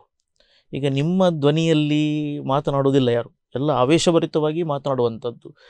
ಇಂಥ ಆವೇಶಗಳು ನಮ್ಮ ಕರಾವಳಿಯಲ್ಲಿ, ಅದಕ್ಕೆ ಅಂಥ ಭಾಷಣಗಳಿಗೆ ಪ್ರೇರೇಪಣೆಗೊಂಡು ಇಲ್ಲಿ ಮತ್ತೆ BJP ಶಾಸಕರು ಅಧಿಕಾರವನ್ನು ಪಡೆದುಕೊಂಡಿದ್ದಾರೆ. ಸೊ ಒಟ್ಟಿನಲ್ಲಿ ಮಲೆನಾಡಿನಲ್ಲಿ ಆದಂಥ ಬದಲಾವಣೆ ಕರಾವಳಿಯಲ್ಲಿ ಯಾಕೆ ಆಗಿಲ್ಲ ಅಂತ? ಅದಾಗುತ್ತೆ. ಯಾಕೆ ಅಂದರೆ ಪ್ರಚೋದನೆ ಮಾಡುವಂಥದ್ದು ಮುಖ್ಯ ಅಲ್ಲ, ಆ ಬದುಕಿನಲ್ಲಿ ಭದ್ರತೆ ಸೃಷ್ಟಿ ಮಾಡಬೇಕಾಗಿರುವಂಥದ್ದು ಮುಖ್ಯ. ಈಗಾಗಲೇ ನಾನು ಹೇಳಿದ್ದೇನೆ, ಕಾಂಗ್ರೆಸ್ ಆ ವಿಚಾರಗಳಿಗೆ ಬದ್ಧವಾಗಿರುತ್ತೆ. ಇದನ್ನ ನೀವು ಯಾವುದರಿಂದ ಹೇಗೆ ರಿಲೇಟ್ ಮಾಡಿದ್ರು ಪ್ರತಿ ಹಂತದಲ್ಲೂ, ಈಗ ಒಂದು ಭೂ ಸುಧಾರಣೆಯಿಂದ ಹಿಡಿದು ಈಗ ಮೊನ್ನೆ ನಮ್ಮ ಸರ್ಕಾರ ನುಡಿದಂತೆ ನಡೆದಿದೆಯಪ್ಪ, 5 ಗ್ಯಾರಂಟಿಗಳು ಕೊಟ್ವಿ. 5 ಗ್ಯಾರಂಟಿಗಳನ್ನು ಕೇವಲ 6 ತಿಂಗಳಲ್ಲಿ ಎಲ್ಲ ಗ್ಯಾರಂಟಿಗಳನ್ನು ಫುಲ್ಫಿಲ್ ಮಾಡಿ, ಈ ಗ್ಯಾರಂಟಿಗಳು ಯಾರಿಗೆ ರೀಚ್ ಆಗ್ತಿದೆ? ವಿಶೇಷವಾಗಿ ಮಹಿಳೆಯರಿಗೆ ರೀಚ್ ಆಗ್ತಿದೆ. ಈ ವಿಚಾರನ ಕನ್ವಿನ್ಸಿಂಗ್ ಆಗಿ ತಗೊಂಡು ಹೋಗ್ಬೇಕು. ಇವತ್ತು ಯೂತ್ಸಿಗೆ ಬೇಕಾಗಿರುವಂಥ, ನಿನ್ನೆ ವಿವೇಕಾನಂದ ಜಯಂತಿ ದಿನ ಮಾನ್ಯ ಮುಖ್ಯಮಂತ್ರಿಗಳಾಗಿರುವಂಥ ಸಿದ್ದರಾಮಯ್ಯ ಅವರು ಯುವ ನಿಧಿ ಕಾರ್ಯಕ್ರಮನ 5th ಗ್ಯಾರಂಟಿಯಾಗಿ ಲಾಂಚ್ ಮಾಡ್ತಾರೆ. ಮಾನ್ಯ ಸಿದ್ದರಾಮಯ್ಯ ಅವರು ಮತ್ತು ನಮ್ಮ ಉಪಮುಖ್ಯಮಂತ್ರಿಗಳಾದ DK ಶಿವಕುಮಾರ್ ಅವರು ನಿನ್ನೆ ಶಿವಮೊಗ್ಗದಲ್ಲಿ ಲಾಂಚ್ ಮಾಡಿದ್ದಾರೆ. ಸೊ ಯುವ ನಿಧಿ ಮುಖಾಂತರ see we have to connect join the dots ಅಂತಾರಲ್ಲ, it's very important. Where see you have to, what was your claim? ನೀವು ಮುಂಚೆ ಅಧಿಕಾರಕ್ಕೆ ಬಂದಾಗ ಏನು ಹೇಳಿದ್ರಿ? ಪ್ರತಿ ವರ್ಷ 2 ಕೋಟಿ ಉದ್ಯೋಗಗಳನ್ನು ಸೃಷ್ಟಿ ಮಾಡ್ತೀವಿ ಅಂತ ಹೇಳಿದ್ವಿ. ಇವತ್ತು ವಿದ್ಯಾವಂತ ಯುವಕರ ಕೈಯಲ್ಲಿ ಉದ್ಯೋಗ ಇಲ್ದಿರುವಂಥ ಪರಿಸ್ಥಿತಿ, ಅವರಿಗೆ ಫುಲ್ಫಿಲ್ ಮಾಡುವಂಥ ಯುವ ನಿಧಿನಾಯಿತು. ಜೊತೆಗೆ ಪ್ರಥಮವಾಗಿ ಶಕ್ತಿ ಕಾರ್ಯಕ್ರಮದಿಂದ ಮಹಿಳೆಯರು, ಇವತ್ತು ಮಹಿಳೆಯರಿಗೆ ಎಷ್ಟು ಅನುಕೂಲ ಆಗ್ತಿದೆ. ಗ್ರಾಮೀಣ ಭಾಗದ ಮಹಿಳೆಯರಿಗೆ ರಾಜ್ಯಾದ್ಯಂತ ಮಹಿಳೆಯರಿಗೆ ಉಚಿತವಾಗಿರುವಂಥ ಬಸ್ ಸೌಲಭ್ಯಗಳು. ಜೊತೆಗೆ ಭಾಳ ಮುಖ್ಯವಾಗಿ ಇವತ್ತು ಗೃಹ ಜ್ಯೋತಿ ಕಾರ್ಯಕ್ರಮದಿಂದ ನಮ್ಮ ಎಷ್ಟು ರಾಜ್ಯದ ಎಷ್ಟು ನಿರೀಕ್ಷೆಗೂ ಮೀರಿ ಮನೆಗಳಲ್ಲಿ ಇವತ್ತು ಉಚಿತವಾಗಿರುವಂಥ ಎಲೆಕ್ಟ್ರಿಸಿಟಿ ಬಿಲ್ 200 ಯೂನಿಟ್ಗಿಂತ ಕಮ್ಮಿ ಬಳಸುವಂಥ ಎಲ್ಲ ರೈತರಿಗೆ ಎಷ್ಟು ಸೈಂಟಿಫಿಕ್ ಆಗಿ ಡಿಸೈನ್ ಮಾಡ್ತಾರೆ. 1 ವರ್ಷದ ಸರಾಸರಿ ಅಂತ ತಗೊಂಡು ಅದನ್ನು ಇಂಪ್ಲಿಮೆಂಟ್ ಆಗುವಂಗೆ ಇಲ್ಲಿ ಎಲೆಕ್ಟ್ರಿಸಿಟಿ ಬಿಲ್ ಇಲ್ಲ. ಪ್ರತಿ ಮನೆಗೂ ಇದ್ರ ಜೊತೆಯಲ್ಲಿ ಭಾಳ ಮುಖ್ಯವಾಗಿ ಗೃಹ ಲಕ್ಷ್ಮಿ ಯೋಜನೆ, ಮನೆಯ ಯಜಮಾನಿಗೆ 2,000 ರೂಪಾಯಿ. ಇದೆಲ್ಲ ಯಾಕೆ ನಾನು ವಿವರವಾಗಿ ಹೇಳ್ತೇನೆ ಅಂತ ಹೇಳಿದ್ರೆ, ಜೊತೆಗೆ ಭಾಳ ಮುಖ್ಯವಾಗಿ ಅನ್ನಭಾಗ್ಯ ಯೋಜನೆ 10 kg ಅಕ್ಕಿ ಕೊಡ್ತೇವೆ ಅಂತ ಹೇಳಿದ್ರು. ಇವತ್ತು 5 kg ಅಕ್ಕಿಯನ್ನು ಕೇಂದ್ರ ಸರ್ಕಾರ ಕೊಡ್ತಿದೆ ಇದು ಅಂತ ಪ್ರಸ್ತಾಪ ಮಾಡ್ತಾರೆ. ಇವತ್ತು 5 kg ಅಕ್ಕಿ ಕೊಡುವಂಥ ವ್ಯವಸ್ಥೆ ಏನಾದರೂ ಬಂದಿದ್ರೆ, ಹಿಂದಿನ ಮನಮೋಹನ್ ಸಿಂಗ್ ಸರ್ಕಾರ, ಕಾಂಗ್ರೆಸ್ಸಿನ ಸೋನಿಯಾ ಗಾಂಧಿಯವರ ಚೇರ್ಮನ್ಶಿಪ್ಪಲ್ಲಿ ನಡೆದ UPA ಸರ್ಕಾರ, ಮನಮೋಹನ್ ಸಿಂಗ್ ನೇತೃತ್ವದ ಸರ್ಕಾರ ಫುಡ್ ಸೆಕ್ಯೂರಿಟಿ ಆ್ಯಕ್ಟ್ ಅಂತ ತರೋ ಮುಖಾಂತರ ಈ ದೇಶದ ಯಾವುದೇ ಒಬ್ಬ ನಾಗರಿಕ ಹಸುವಿನಿಂದ ನೀಗಬಾರ್ದು ಅನ್ನುವಂಥದ್ದಕ್ಕೆ ಫುಡ್ ಸೆಕ್ಯೂರಿಟಿ ಆ್ಯಕ್ಟ್ ತರ್ತಾರೆ. ಇವತ್ತು 5 kg ಕೊಡುವಂಥದ್ದನ್ನ, ಜೊತೆಗೆ 10 kg ಸರ್ಕಾರ ಪ್ರಾಮಿಸ್ ಮಾಡಿತ್ತು. ಇನ್ನು 5 kg ಕೊಡಿ ಅಂತ ಹೇಳಿದ್ರೆ ಬಡವರಿಗೆ ಅಕ್ಕಿ ಕೊಡೋದ್ರೊಳಗೂ ಸಂಸದರು ಎಲ್ಲಿ ಮಾತಾಡ್ಬೇಕಲ್ಲ. ಇವರಿಗೆ ಬಡವರ ಬದುಕಲ್ಲೂ ಇವ್ರಿಗೆ ರಾಜಕಾರಣ ಮುಖ್ಯ ಆಗುತ್ತಾ? ಲಕ್ಷಾಂತರ ಟನ್ ಅಕ್ಕಿ ಗೋಡೌನ್ಗಳಲ್ಲಿದ್ದಾಗ ಹಾಳಾಗ್ತಿದ್ದಾಗ ಇಲ್ಲಿ ಬಡ ಜನಕ್ಕೆ ಕೊಡೋಕ್ಕೆ ಇವರಿಗೆ ಇದರೊಳಗೆ ತಾರತಮ್ಯಗಳು, ಇವ್ರಿಗೆ ರಾಜಕಾರಣನೇ ಮುಖ್ಯ ಆಗುತ್ತೆ. ಅಂದರೆ what is the role of our MP? 25 MPಗಳಿದ್ದಾರೆ ನಮ್ಮ ರಾಜ್ಯದಲ್ಲಿ. MP ಜವಾಬ್ದಾರಿ ಏನು? ಒಂದು ರಾಜ್ಯ ಸರ್ಕಾರದ ಮತ್ತು ಕೇಂದ್ರ ಸರ್ಕಾರದ ನಮ್ಮ ಪ್ರತಿನಿಧಿಯಾಗಿ ನಮ್ಮ ಕಷ್ಟಗಳನ್ನು ಹೇಳಬೇಕು. ಪ್ರಗತಿ ಮಾಡಬೇಕಾದ್ರೆ ಈಗ ಕೇರಳ ರಾಜ್ಯ ನೋಡಿ, ತಮಿಳ್ ರಾಜ್ಯ ನೋಡಿ, ಅಥವಾ ಯಾವುದೇ ಒಂದು ಸಣ್ಣ ಪುಟ್ಟ ರಾಜ್ಯ ನೋಡಿ, ಅಲ್ಲಿರುವ ಸಂಸದರು ಭಾಷೆಯ ಇದು ಎಡರು ತೊಡರುಗಳು ಇದ್ದರೂ ಕೂಡ ಅವರ ಮಾತೃಭಾಷೆಯಲ್ಲಿ ಮಾತನಾಡಿಕೊಂಡು ತಮ್ಮ ಏನು ಬೇಕು ತಮ್ಮ ಕ್ಷೇತ್ರಕ್ಕೆ ಅದನ್ನು ಮಾಡ್ತಿದ್ದಾರೆ. ಸೊ ನಮ್ಮಲ್ಲಿ ಮಾತ್ರ ಇದು, ನಮ್ಮಲ್ಲಿ ಯಾವುದೇ ರೀತಿಯಂತಹ 26 ಸಂಸದರು ಇದ್ದರೂ ಕೂಡ ಅದರ ಬಗ್ಗೆ ಏನಾಗ್ತಾ ಇಲ್ಲ. ತಾವು ಗ್ಯಾರಂಟಿ ಯೋಜನೆಗಳ ಬಗ್ಗೆ ಹೇಳಿದ್ರಿ. ಈ ಗ್ಯಾರಂಟಿ ಪದಕ್ಕೆ ಲೇವಡಿ ಮಾಡಿದವರು ಅವರೇ ಇವತ್ತು ದೇಶಕ್ಕೆ ಮೋದಿ ಗ್ಯಾರಂಟಿ ಅಂತ ಹೇಳ್ತಾ ಇದ್ದಾರೆ. ಈಗ ಗ್ಯಾರಂಟಿ ಪದವನ್ನು ಅವರು ಕಾಪಿ ಮಾಡಿದಾರಲ್ಲ, ಇವರು ಹಿಂದೆ ಕಾಂಗ್ರೆಸ್ ಮಾಡಿರುವಂಥ ಎಲ್ಲ ಕಾರ್ಯಕ್ರಮಗಳನ್ನು ಕಾಪಿ ಮಾಡಿ ಹೊಸ ಹೆಸರು ಕೊಡ್ತಿದ್ದಾರೆ. ಬಿಟ್ಟರೆ ಈ ಗ್ಯಾರಂಟಿನ ಯಾವ ಪದಗಳನ್ನು ಬಳಸಿದ್ರು? ಬಿಟ್ಟಿ ಭಾಗ್ಯಗಳು, ಬಡ ಜನರಿಗೆ ಏನಾದರೂ ಕಾರ್ಯಕ್ರಮ ರೂಪಿಸಿದೆ ಅಂತ ಹೇಳಿದ್ರೆ ಇವರಿಗೆ ಇಷ್ಟು ಅಸೂಯೆಗಳಾಗತ್ತಾ? ಯಾಕೆ ಆ ರೀತಿ ನೋವು ಬರುವಂಥ, ಇನ್ನೊಬ್ಬರಿಗೆ ಹರ್ಟ್ ಆಗುವಂಥ ಪದಗಳನ್ನು ಯಾಕೆ ಮಾತಾಡ್ತಾರೆ ಜನಪ್ರತಿನಿಧಿಗಳು? ನಮ್ಮ BJP ಪಕ್ಷದ ಮುಖಂಡರು ಆ ರೀತಿ ಎಲ್ಲ ಬಳಸಬಾರ್ದಲ್ಲ ಪದಗಳನ್ನು. ಬಟ್ ಒಂದು ನಾನು ಹೇಳ್ತೀನಿ, ವಾಟ್ ಎವರ್ ಮೋದಿ ಗ್ಯಾರಂಟಿ ಅಂತ ಏನೇನು ಪ್ರಚಾರ ಆಗ್ತಾರೋ, ಬಟ್ ಕಾಂಗ್ರೆಸ್ ಗ್ಯಾರಂಟಿಗಳಿದೆಯಲ್ಲ, ಗ್ಯಾರಂಟಿ ವಿತ್ ಅ ವಾರಂಟಿ, ನೇರವಾಗಿ ಜನರಿಗೆ ತಲುಪ್ತಿರುವಂಥ ಕಾರ್ಯಕ್ರಮಗಳು. ಇಲ್ಲಿ ಯಾವುದೇ ರೀತಿಯ ಮಿಡಲ್ ಮ್ಯಾನ್ ಇಲ್ಲ. ಸರ್ಕಾರ ನೇರವಾಗಿ ಬ್ಯಾಂಕ್ ಅಕೌಂಟಿಗೆ ತಲುಪಿಸ್ತಿದೆ. ಅಕ್ಕಿಯ ದುಡ್ಡನ್ನು ಖಾತೆಗಳಿಗೆ ತಲುಪಿಸುತ್ತೆ. See this is the difference between Congress and BJP. Udupi Chikkamagaluru Lok Sabha ಕ್ಷೇತ್ರ ವಿಂಗಡಣೆ ಆಗುವ ಮೊದಲು ಮಲೆನಾಡು ಯಾವ ರೀತಿಯಲ್ಲಿತ್ತು? ಉಡುಪಿ ಚಿಕ್ಕಮಗಳೂರು ಲೋಕಸಭಾ ಕ್ಷೇತ್ರ ವಿಂಗಡಣೆಯಾಗಿ ಈಗ ಪ್ರಗತಿ ಮಲೆನಾಡಿನದ್ದು ಹೇಗಿದೆ? ಚಿಕ್ಕಮಗಳೂರಿನ ನಿಜ ವಾಸ್ತವ ಸ್ಥಿತಿ ಹೇಗಿದೆ? ಈಗ ಏನಾಗಿದೆ ಅಂತ ಹೇಳಿದ್ರೆ, ಒಟ್ಟಿನಲ್ಲಿ ನಾವು ರೈತಾಪಿ ವಿಚಾರಗಳನ್ನು ಮಾತಾಡ್ತಿದ್ದೀವಿ. ನಿಜವಾಗ್ಲೂ ಇವತ್ತು ರೈತರು ಭಾಳ ಸಂಕಷ್ಟಗಳಲ್ಲಿದ್ದಾರೆ. ಯಾಕೆಂದರೆ ಒಂದು ಕಡೆ ಪ್ರಕೃತಿ ಸಪೋರ್ಟ್ ಮಾಡದಿಲ್ಲದಿರುವಂಥ ವ್ಯವಸ್ಥೆ ಇದೆ, ಇಲ್ಲ ಅತಿವೃಷ್ಟಿಯೇ ಹೆಚ್ಚಾಗುತ್ತೆ ಅಥವಾ ಅನಾವೃಷ್ಟಿ ಇದಾಗುತ್ತೆ. ಈ ರೀತಿ ಅಕಾಲಿಕ ಮಳೆ ಜಾನ್ವರಿ ತಿಂಗಳಲ್ಲಿ ಮಳೆ ನೋಡ್ತಾ ಇದ್ದೀವಿ. ಜೂನ್ ಜುಲೈಯಲ್ಲಿ ಮಳೆ ಇಲ್ದಿರೋ ಪರಿಸ್ಥಿತಿ. These are difficult times. ಒಂದು ಕಾಡು ಪ್ರಾಣಿಗಳ ಹಾವಳಿ, ವಿಶೇಷವಾಗಿ ಕಾಡು ಆನೆ, ಈಗ ಕೃಷಿಗೆ ಕಷ್ಟ ಇರುವಂಥದ್ದು, ಪ್ರಕೃತಿನೂ ಸಪೋರ್ಟ್ ಮಾಡದಿಲ್ದಿರುವಂಥ ಪರಿಸ್ಥಿತಿ. ಜೊತೆಗೆ ಭಾಳ ಮುಖ್ಯವಾಗಿ ನಮ್ಮ ಚಿಕ್ಕಮಗಳೂರು ಜಿಲ್ಲೆ ಮತ್ತು ಉಡುಪಿಯ ಬಹುತೇಕ ಭಾಗದಲ್ಲೂ ಅಷ್ಟೇ ಆನೆ ಹಾವಳಿ ಇರ್ಬೋದು, ಕಾಡು ಪ್ರಾಣಿಗಳ ತೊಂದರೆಗಳಿರ್ಬೋದು. ಇದು ಭಾಳ ನಿರೀಕ್ಷೆಗೂ ಮೀರಿದ ಮಟ್ಟದಲ್ಲಿ ಆಗ್ತಾ ಇದೆ. ಎಷ್ಟೇ ಪ್ರಯತ್ನಗಳು ಮಾಡಿದ್ರೂ ಸಹ ಇವತ್ತು man animal conflict is becoming a very big ಇಬ್ಬರಿಗೂ ಸರ್ವೈವಲ್ ಕ್ವಶನ್. ಟ್ರೂ, ಬಟ್ ಆದರೆ ಕಾಡು ಪ್ರಾಣಿಗಳು ಬದುಕಬೇಕಲ್ಲ ಸರ್, ಮನುಷ್ಯನೂ ಬದುಕಬೇಕಾಗತ್ತೆ. ಈ ನಿಟ್ಟಿನಲ್ಲಿ ಸರ್ಕಾರ ಮಲೆನಾಡಿನ ಕೃಷಿಕರಿಗೆ ಯಾವ ಭದ್ರತೆ ಅಥವಾ ಯಾವುದೇ ಒಂದು ಲೈಫ್ ಸ್ಟೈಲನ್ನು ಕೊಟ್ಟಿದೆ? ನೋಡಿ, ಈಗ ಮ್ಯಾನ್ ಆನಿಮಲ್ ಕಾನ್ಫ್ಲಿಕ್ಟ್ ಅನ್ನುವಂಥದ್ದು ಪ್ರಕೃತಿಯ ಜೊತೆ ಮನುಷ್ಯನು ಬದುಕಬೇಕಾಗತ್ತೆ, ಅದ್ರ ಬಗ್ಗೆ ಯಾವ ಡೌಟ್ ಇಲ್ಲ. ಆದರೆ ಇವತ್ತು ಏನಾಗಿದೆ ಅಂತ ಹೇಳಿದ್ರೆ, ಇವತ್ತು ನಾವು ಬೆಳಿತಿರುವ ಬೆಳೆಗಳು, ಅಡಿಕೆ ಬೆಳಿತೀವೋ, ತೆಂಗು ಬೆಳಿತೀವೋ, ಬಾಳೆ ಬೆಳಿತೀವೋ ಅಥವಾ ಕಾಫಿ ಬೆಳಿತೀವೋ, ಇವೆಲ್ಲ ನಾವು ಒಂದು ಬೆಳೆನ ಒಂದು ಮಗು ಥರ ಪೋಷಿಸಿ ಬೆಳೆಸ್ತಿರ್ತಾರೆ. ಆಮೇಲೆ ಆ ಬೆಳೆಗಳು ನಾಶ ಆಗಿಬಿಟ್ರೆ ಮತ್ತೆ ಒಂದು ಲೈಫ್ ಟೈಮೇ ಅದನ್ನ ಮತ್ತೆ ಬೆಳೆಸಕ್ಕೆ ಆಗುತ್ತೆ. ಸೊ ಹಾಗಾಗಿ ಮನುಷ್ಯನ ಬದುಕು, ಇದು ಪ್ರಾಣಿಯ ಬದುಕು ಎಷ್ಟು ಮುಖ್ಯನೋ, ಇದ್ರ ಜೊತೆಲಿ ಕ್ರಾಪ್ ಮಾತ್ರ ಡಿಸ್ಟ್ರಾಯ್ ಆಗಲ್ಲ. ನಟ್ಟಿರುವ ಬೆಳೆನೇ ಹೋದರೆ 10 ವರ್ಷ ಬೇಕಾಗತ್ತೆ ಮತ್ತೆ ಇದು ಮಾಡಕ್ಕೆ. ಇದು ವಿಶೇಷವಾಗಿ ಸಮಸ್ಯೆ ಆಗ್ತಿರುವಂಥದ್ದು ಏನಂದರೆ, ತುಂಬ ಜೀವಗಳನ್ನು ಕಳ್ಕೊಳ್ತೀವಿ, ಅಮೂಲ್ಯವಾಗಿರುವಂಥ ಜೀವಗಳನ್ನು ಕಳ್ಕೊಳ್ತಾ ಇದ್ದೀವಿ. ಜೀವಗಳಿಗೆ ಬೆಲೆ ಕಟ್ಟಕ್ಕಾಗತ್ತಾ? ಇಲ್ಲ.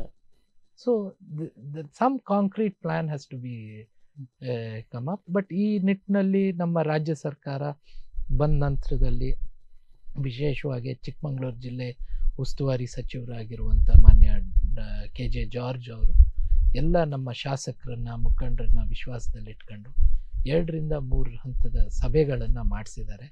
ಅರಣ್ಯ ಮತ್ತು ಕಂದಾಯ ಈ ಸಮಸ್ಯೆಗಳನ್ನು ಚರ್ಚೆ ಮಾಡುವಂಥ. ಸೊ ಫಾರೆಸ್ಟ್ ಮಿನಿಸ್ಟರ್, ಅದು ರಾಜ್ಯ ಸರ್ಕಾರ ಆಯಿತು. ಕೇಂದ್ರ ಸರ್ಕಾರದ್ದು ನಮ್ಮ ಸಂಸದರು ಇದ್ದಾರೆ, ಚಿಕ್ಕಮಗಳೂರು ಮತ್ತು ಉಡುಪಿ ಕ್ಷೇತ್ರದ್ದು. ಅವರ ಸ್ಪಂದನೆ ಎಷ್ಟಿದೆ? ಈಗ ಇದನ್ನ ಸಾರ್ವಜನಿಕವಾಗಿ ಚರ್ಚೆ ಆಗ್ತಿರುವಂಥ ವಿಚಾರ. ನಮಗೆ ಗೌರವ ಇದೆ. ಉಡುಪಿ ಚಿಕ್ಕಮಗಳೂರು ಕ್ಷೇತ್ರದ ಜನ ಶ್ರೀಮತಿ ಶೋಭಾ ಕರಂದ್ಲಾಜೆ, ಕುಮಾರಿ ಶೋಭಾ ಕರಂದ್ಲಾಜೆ ಅವ್ರನ್ನ 2 ಬಾರಿ ಭಾಳ ದೊಡ್ಡ ನಿರೀಕ್ಷೆಯಿಂದ ನಮ್ಮ ಸಂಸದರಾಗಿ ಆಯ್ಕೆ ಮಾಡಿದ್ದಾರೆ. ನಮ್ಮ ಸಂಸದರಾಗಿ ಆಯ್ಕೆ ಮಾಡಿ ಆದ ನಂತರದಲ್ಲಿ 2ನೇ ಹಂತದಲ್ಲಿ 2ನೇ ಟರ್ಮಲ್ಲಿ ಅವರಿಗೆ ಕೇಂದ್ರದ ಮಂತ್ರಿ ಸ್ಥಾನ ದೊರಕಿದೆ. ಭಾಳ ಜನಕ್ಕೆ ಭಾಳ ನಿರೀಕ್ಷೆ ಇತ್ತು. ಅದು ವಿಶೇಷವಾಗಿ ಉಡುಪಿ ಮತ್ತು ಚಿಕ್ಕಮಗಳೂರು ಜಿಲ್ಲೆ ಅಂತ ಹೇಳಿದ್ರೆ ಕೃಷಿ ಅವಲಂಬಿತವಾಗಿ ಬದುಕ್ತಿರುವಂಥ ಜಿಲ್ಲೆ. ಈ ಜಿಲ್ಲೆಯಲ್ಲಿ ನಮ್ಮ ರೈತರ ಸಮಸ್ಯೆಗಳು ಬಗೆಹರಿಯುತ್ತೆ, ಲಾಂಗ್ ಸ್ಟ್ಯಾಂಡಿಂಗ್ ಸಮಸ್ಯೆಗಳನ್ನು ಬಗೆಹರಿಸ್ಬೋದು ಅನ್ನುವಂಥ ನಿರೀಕ್ಷೆ. ಭಾಳ ನೋವಾಗ್ತಾ ಇದೆ. ನಮ್ಮ ಕ್ಷೇತ್ರದ ಜನರ ಧ್ವನಿಯಾಗಬೇಕಾದವರು ಧ್ವನಿನೇ ಸಮಸ್ಯೆಗಳಿಗೆ ಎತ್ತಿಲ್ದಿರುವಂಥದ್ದು. ಇದು ನೇರವಾಗಿ ಈ ಕ್ಷೇತ್ರದ ಮತದಾರರಿಗೆ ಅವ್ರು ಮಾಡ್ತಿರುವಂಥ ಅಪಮಾನ ಅಂತ ಹೇಳಿದ್ರು ತಪ್ಪಾಗಲ್ಲ. ಯಾಕೆ ಅಂದರೆ ಈ ಜಿಲ್ಲೆಯಲ್ಲಿ, ಚಿಕ್ಕಮಗಳೂರು ಮತ್ತು ಉಡುಪಿ ಜಿಲ್ಲೆಯಲ್ಲಿ ಮತ್ತು ಈ ರಾಜ್ಯದ 10 ಜಿಲ್ಲೆಗಳಲ್ಲಿ ಕಸ್ತೂರಿ ರಂಗನ್ ವರದಿಯ ಜಾರಿಯ ಹಂತದಲ್ಲಿದೆ. ಇಲ್ಲಿ ಕೇರಳದ ಸಂಸದರ ಧ್ವನಿ ಎತ್ತಿ ಈ ಸಮಸ್ಯೆಯನ್ನು ನ್ಯಾರೋ ಡೌನ್ ಮಾಡಿ ಆ ಫಿಸಿಕಲ್ ಲ್ಯಾಂಡ್ಸ್ಕೇಪ್, ನ್ಯಾಚುರಲ್ ಲ್ಯಾಂಡ್ಸ್ಕೇಪ್ ಅಂತ ಸರ್ವೆಗಳನ್ನು ಮಾಡಿ ಎಲ್ಲಿ ಕೃಷಿ ಅವಲಂಬಿತವಾಗಿ ಅಥವಾ ಹ್ಯೂಮನ್ ಹ್ಯಾಬಿಟೈಟ್ ಎಲ್ಲೆಲ್ಲಿ ಅದಕ್ಕೆ ಕಾರಣ ಸಂಸದರು ಪಾರ್ಲಿಮೆಂಟ್ನಲ್ಲಿ ಮಾತಾಡ್ತಾರೆ ಸರ್, ಮಾತಾಡ್ತಾರೆ. ನಮ್ಮ ಸಂಸದರು ಪಾರ್ಲಿಮೆಂಟ್ನಲ್ಲಿ ಮಾತನಾಡುವ ವಿಚಾರಗಳು ಯಾವುದು, ಇಶ್ಯೂಸ್ ಅಂತ ಹೇಳ್ತೇವಲ್ವಾ, ಯಾವ ಇಶ್ಯೂಸ್ಗಳ ಬಗ್ಗೆ ಮಾತನಾಡ್ತಾರೆ? ನಿಮಗೆ ಅದರಲ್ಲಿ ತೃಪ್ತಿ ಇದೆಯಾ ಸರ್? ಅದೇ ನಾನು ಹೇಳ್ತಿರೋದು. ಈಗ ಖಂಡಿತವಾಗ್ಲೂ ದ ಪ್ರಾಬ್ಲಮ್ ಇಸ್, ಒಂದು ಪಾರ್ಲಿಮೆಂಟಲ್ಲಿ ಮಾತಾಡಬೇಕು, ಇನ್ನೊಂದು ವಿಶೇಷವಾಗಿ ಕಸ್ತೂರಿ ರಂಗನ್ ವಿಚಾರವಾಗಿ ಕರೆದಿರುವಂಥ ಸಭೆಗೆ ಇವ್ರು ಗೈರಾಗಿದ್ದಾರೆ ಅಂತ ಹೇಳಿದ್ರೆ, ವಾಟ್ ಇಸ್ ಅವರ್ ಇಂಟೆಂಟ್? ಒಂದು ಬದ್ಧತೆ ಅನ್ನುವಂಥದ್ದು ಬೇಕಲ್ಲ. ಆ ಬದ್ಧತೆ ನಾನು ಕಸ್ತೂರಿ ರಂಗನ್ ಮೆನ್ಷನ್ ಮಾಡಿದೆ, ಎಕೋ ಸೆನ್ಸಿಟಿವ್ ಝೋನ್ ಬಗ್ಗೆ ಮಾತಾಡಿದ್ವಿ. ಇದ್ರ ಬಗ್ಗೆ ಧ್ವನಿ ಎಲ್ಲಿ ಎತ್ತಬೇಕು?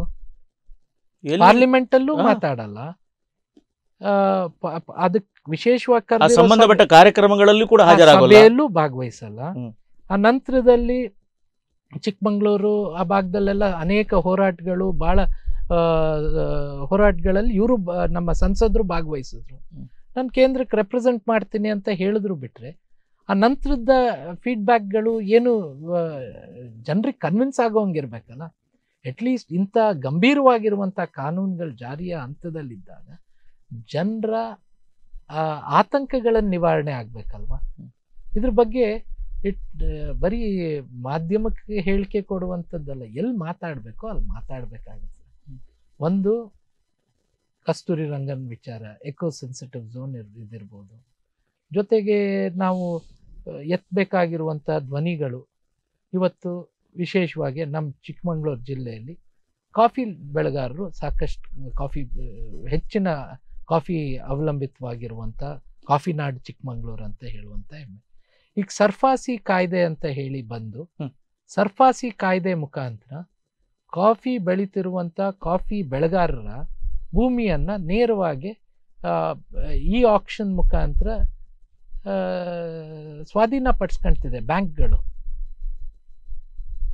ಇದ್ರ ಬಗ್ಗೆ ಈಗ 3 ರಿಂದ 4 ವರ್ಷದಿಂದ ಇದ್ರ ಬಗ್ಗೆ ಧ್ವನಿ ಎತ್ತಾ ಇದೀವಿ. ಸ್ಟೇಟ್ಮೆಂಟ್ ಇವ್ರಿಗೆ ಅದ್ರ ಬಗ್ಗೆ, ಅದರಿಂದ ನಮ್ಮ ಸಂಸದರು ಧ್ವನಿ ಎತ್ತಿದ್ದು ನಾವು ಎಲ್ಲೂ ಕೇಳಲಿಲ್ಲ, ಇದರ ಬಗ್ಗೆ ಮಾತನಾಡೋದು ಕೇಳಲಿಲ್ಲ. ಇದರ ಮೊದಲು 5 ಶಾಸಕರು ಇದ್ದರು BJP ಪಕ್ಷದಿಂದ, ಅವರು ಕೂಡ ಎಲ್ಲರೂ ಒಕ್ಕಲರಿಂದ ಮಾತಾಡಿದ್ದು ನಾವು ಕೇಳಲಿಲ್ಲ. ಸರ್ಫಾಸಿ ಆ್ಯಕ್ಟ್ ಏನಿದೆಯೋ ಅದು ಕೇಂದ್ರ ಸರ್ಕಾರದ ಒಳಪಟ್ಟಿರುವಂಥ ಒಂದು ಕಾನೂನು.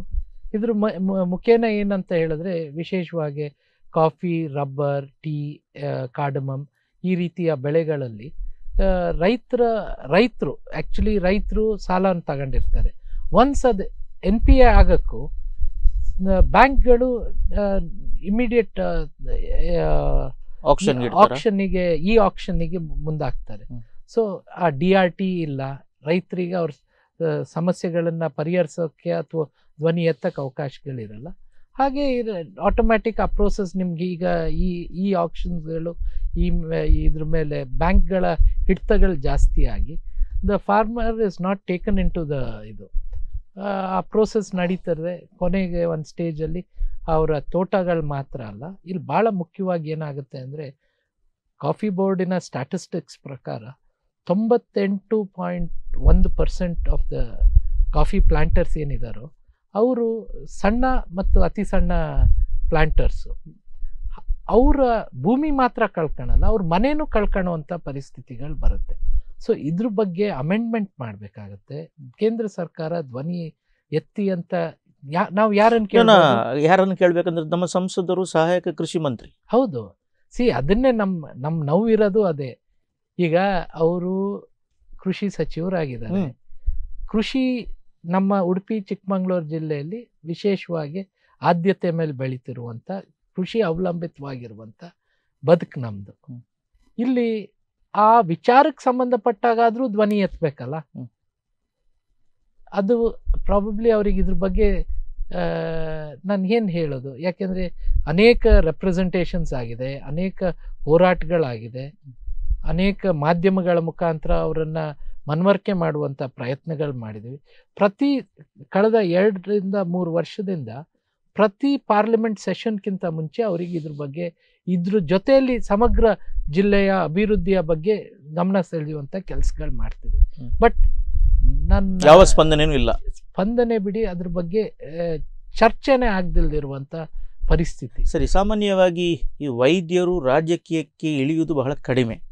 ವಕೀಲರು ಇಳಿತಾರೆ, ಉದ್ಯಮಗಳು ಇಳಿತಾರೆ. ವೈದ್ಯರು ತಮ್ಮಷ್ಟಕ್ಕೆ ಇರುವಂಥದ್ದು ವಿರಳ, ಅಪರೂಪಕ್ಕೆ ಅಪರೂಪ. ಹೀಗೆ ವೈದ್ಯಕೀಯ ಕ್ಷೇತ್ರದಿಂದ ರಾಜಕೀಯ ಕ್ಷೇತ್ರಕ್ಕೆ ಬರಲಿಕ್ಕೆ ತಮಗೆ ಸೆಳೆತ ಯಾವುದು ಸಿಕ್ಕಿತು? ಯಾರಾದರೂ ರೋಲ್ ಮಾಡಲ್ ಇದ್ರಾ, ಅಥವಾ ಯಾವುದೋ ಒಂದು ಘಟನೆ ನಿಮ್ಮನ್ನು ಇದಕ್ಕೆ ಧುಮುಕುವ ಅಂತೇಳಿ ಕಾರಣವಾಯಿತಾ? ಈಗ ಸಮಾಜದ ಆಗು ಹೋಗುಗಳ ಬಗ್ಗೆ ನಿರಂತರ ಆಸಕ್ತಿಯನ್ನು ವಹಿಸ್ಕೊಳ್ತಿದ್ದೆ. ಇಲ್ಲಿ ಎಲ್ಲೋ ಒಂದು ಕಡೆ ಕಾಂಗ್ರೆಸ್ ಪಕ್ಷದ ತತ್ವ ಸಿದ್ಧಾಂತಗಳು, ಎಲ್ಲೋ ಒಂದು ಕಡೆ ನ್ಯಾಯ ಕೊಡುವಂಥ ವಿಚಾರಗಳಿಗೆ ಮುಂದಾಗಿ ಕೊಟ್ಟಂಥ ಕಾರ್ಯಕ್ರಮಗಳು ಯಾವತ್ತು ಒಂದು ಸಮಾಜದಲ್ಲಿ ಒಬ್ಬ ವ್ಯಕ್ತಿಗೆ ನಾವು ಸಮಾಜ ಸೇವೆ ಅನ್ನಕ್ಕೂ ಅಥವಾ ಪಬ್ಲಿಕ್ ಸರ್ವಿಸ್ ಅನ್ನಕ್ಕೂ whom should you look first? You should be the voice of the voiceless. So ನೀವು ಧ್ವನಿ ಇಲ್ಲದವರ ಧ್ವನಿ ಕೊಟ್ಟುವಂಥದ್ದು, ಅಥವಾ ಕಾಂಗ್ರೆಸ್ ಪಕ್ಷದ ಕಾರ್ಯಕ್ರಮಗಳನ್ನು ನೋಡಿ, ಯಾವ ವರ್ಗಕ್ಕೋ ಯಾವ ವ್ಯಕ್ತಿಗೆ ಧ್ವನಿ ಇಲ್ಲೋ ಆ ವ್ಯಕ್ತಿಯ ಧ್ವನಿನ ಎತ್ತಿಡುವಂಥ ಕೆಲಸಕ್ಕೆ ಅಥವಾ ಕಾರ್ಯಕ್ರಮಗಳನ್ನು ರೂಪಿಸುವಂಥದ್ದಕ್ಕೆ ಮುಂದಾಗಿರುತ್ತೆ. ಕಾಂಗ್ರೆಸ್ ಪಕ್ಷದ ಒಂದು ವಿಶೇಷವಾದಂಥ ಒಂದು ಈ ಬಾಬಾ ಸಾಹೇಬ್ ಅಂಬೇಡ್ಕರ್ ಕೊಟ್ಟಿರುವಂಥ ಸಂವಿಧಾನದ ಅಡಿಯಲ್ಲಿ ಸರ್ವರಿಗೂ ಸಮಬಾಳು, ಸರ್ವರಿಗೂ ಸಮಪಾಲು, ಇದ್ರ ಜೊತೆಯಲ್ಲಿ ದೇಶ ವಿವಿಧತೆಯಲ್ಲಿ ಏಕತೆ ಹೊಂದಿರುವಂಥ ನಮ್ಮ ಭಾರತ ದೇಶದ ಹೆಮ್ಮೆಯ ಸಂವಿಧಾನಕ್ಕೆ ಗೌರವ ಬರುವ ರೀತಿಯಲ್ಲಿ ನಡ್ಕೊಳ್ಳುವಂಥ ಒಂದು ರಾಜಕೀಯ ಪಕ್ಷ ಅಧಿಕಾರದಲ್ಲಿ ಇದ್ದಂಥ ಪ್ರತಿ ಹಂತದಲ್ಲೂ ಆ ಕಾರ್ಯಕ್ರಮಗಳು ಈ ದೇಶದ ರಾಜ್ಯ ಅಭಿವೃದ್ಧಿಯ ಜೊತೆಯಲ್ಲಿ ಧ್ವನಿ ಇಲ್ಲದವರ ಧ್ವನಿ ಆಗುವಂತ ಕಾರ್ಯಕ್ರಮಗಳನ್ನ ರೂಪಿಸಿರುವಂಥದ್ದು ಒಂದು ನಿಮ್ಮ ಮಾತಿನಲ್ಲಿ ಸ್ಪಷ್ಟವಾಗುತ್ತೆ. ಅಂಬೇಡ್ಕರ್ ಅವರ ಸಂವಿಧಾನ ಸರ್ವರಿಗೆ ಸಮಬಾಳು, ಸರ್ವರಿಗೆ ಸರ್ವಪಾಲು ಅಂತ ಹೇಳಿ ಸರ್ದಾರ್ ವಲ್ಲಭಾಯ್ ಪಟೇಲ್ ಏಕೀಕೃತ ಮಾಡುವಂಥದ್ದು, ಮತ್ತು ಗಾಂಧೀಜಿಯವರ ಒಂದು ಕನಸು ಅಂದರೆ ಸರ್ವರ ಏಳಿಗೆ ಆದರೆ ಮಾತ್ರ ದೇಶಕ್ಕೆ ಸ್ವಾತಂತ್ರ್ಯ ಅಂತ ಹೇಳಿ. ಸೊ ಈ ತತ್ವ ಸಿದ್ಧಾಂತಗಳನ್ನು ಒಳಗೂಡಿ ತಾವು ಕಾಂಗ್ರೆಸ್ ಪಕ್ಷವನ್ನು ಆಯ್ಕೆ ಮಾಡಿದ್ದೀರಿ.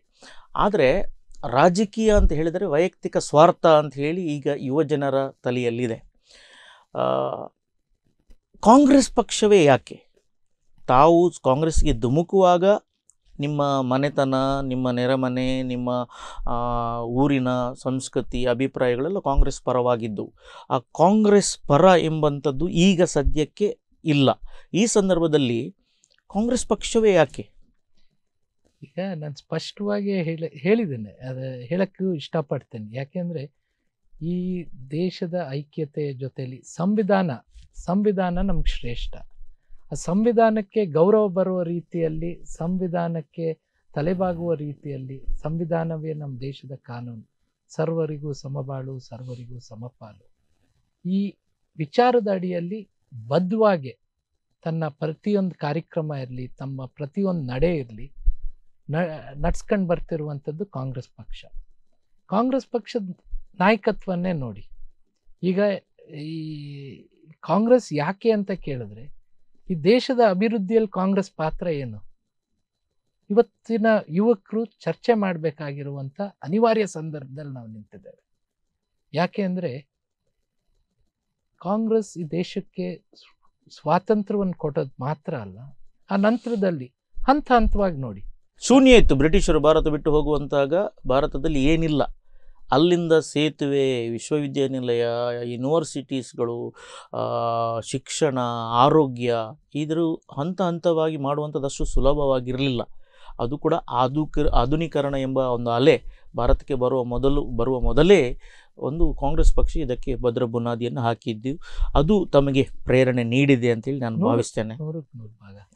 ಕಾರ್ಕಳದ ಪರಶುರಾಮದ ಮೂರ್ತಿಯನ್ನು ತಗೊಳ್ಳಿ, ಅಥವಾ ಕಲ್ಲಡ್ಕ ಪ್ರಭಾಕರ ಭಟ್ರು ಕೊಟ್ಟಂತಹ ಒಂದು ಹೇಳಿಕೆ ಆಗಲಿ, ಇದಕ್ಕೆ ಕಾಂಗ್ರೆಸ್ ಯಾವ ರೀತಿಯಲ್ಲಿ ಪ್ರತಿಸ್ಪಂದನೆ ನೀಡಬೇಕಿತ್ತೋ ಆ ಧಾಟಿ ಮತ್ತು ಆ ನಿಟ್ಟಿನಲ್ಲಿ ನೀಡಲಿಲ್ಲ ಅಂತೇಳಿ ಭಾವಿಸ್ತಾರೆ ಜನರು. ಯಾಕೆ ಅದು? ಈಗ ಒಂದು ಏನಂದರೆ, ನಾನು ಮುಂಚೆನೂ ಹೇಳಿರುವ ಹಾಗೆ ಈಗ ನೈಜ ವಿಚಾರಗಳನ್ನ ಮರೆಮಾಚುವಂತ ನಿಟ್ಟಿನಲ್ಲಿ ಬಿಜೆಪಿಯವರು ಎತ್ತದ ಕೈ. ಯಾಕೆ ಅಂದ್ರೆ ಡಿವಿಯೇಟ್ ಮಾಡುವಂಥದ್ದು, ನೈಜ ವಿಚಾರಗಳನ್ನ ವಿಷಯಾಂತರ ಮಾಡುವಂಥದ್ರೊಳಗೆ ಅವರು. ಹಾಗಾಗಿ ನಾನು ಹೇಳೋದು, ಬದುಕಿನ ವಿಚಾರಗಳಿಗೆ ಅವರ ಆದ್ಯತೆಗಳೇ ಇಲ್ಲ, ಭಾವನೆಗಳನ್ನ ಕೆಳಿಸುವಂತ ವಿಚಾರಕ್ಕೆ ಮಾತ್ರ ಸೀಮಿತ. ಆದರೆ ಇಲ್ಲಿ ಈಗಿನ ಹಲವಾರು ದಿವಸಗಳಲ್ಲಿ ನಾನು ಸಹ ಸುಮಾರು ನಮ್ಮ ಜಿಲ್ಲಾ ಕಾಂಗ್ರೆಸ್ ನೇತೃತ್ವದಲ್ಲಿ ನಮ್ಮೆಲ್ಲ ಮುಖಂಡರು ಸೇರಿ ಬ್ರಹ್ಮ ಅವರ ಶುಗರ್ ಫ್ಯಾಕ್ಟ್ರಿ ಆಗಿರುವಂಥ ಹಗರಣ ಇರ್ಬೋದು, ಪರಶುರಾಮನ ಮೂರ್ತಿಯ ವಿಚಾರವಾಗಿರ್ಬೋದು, ಜೊತೆಗೆ ಸುಜ್ಲಾನ್ನ ಭೂ ಅಕ್ರಮಗಳಾಗಿರುವಂಥ ವಿಚಾರಗಳಿರ್ಬೋದು, ಇದೆಲ್ಲ ಜನಪರವಾಗಿರುವಂಥ ವಿಚಾರಗಳು. ಜನರಿಗೆ ಮನವರಿಕೆ ಆಗಬೇಕಾಗತ್ತೆ. ಅದಕ್ಕೆ ಸೂಕ್ತವಾಗಿ ತನಿಖೆಗಳು ಇದೆಲ್ಲ ಆಗ್ತಾ ಇರ್ತದೆ. ಯಾಕೆಂದರೆ ಯಾರು nobody is above law, but ಯಾವುದನ್ನು ಡಿವೇಟ್ ಮಾಡೋಕ್ಕೋ ಎಷ್ಟು ಸುಲಭನ ಎಷ್ಟು.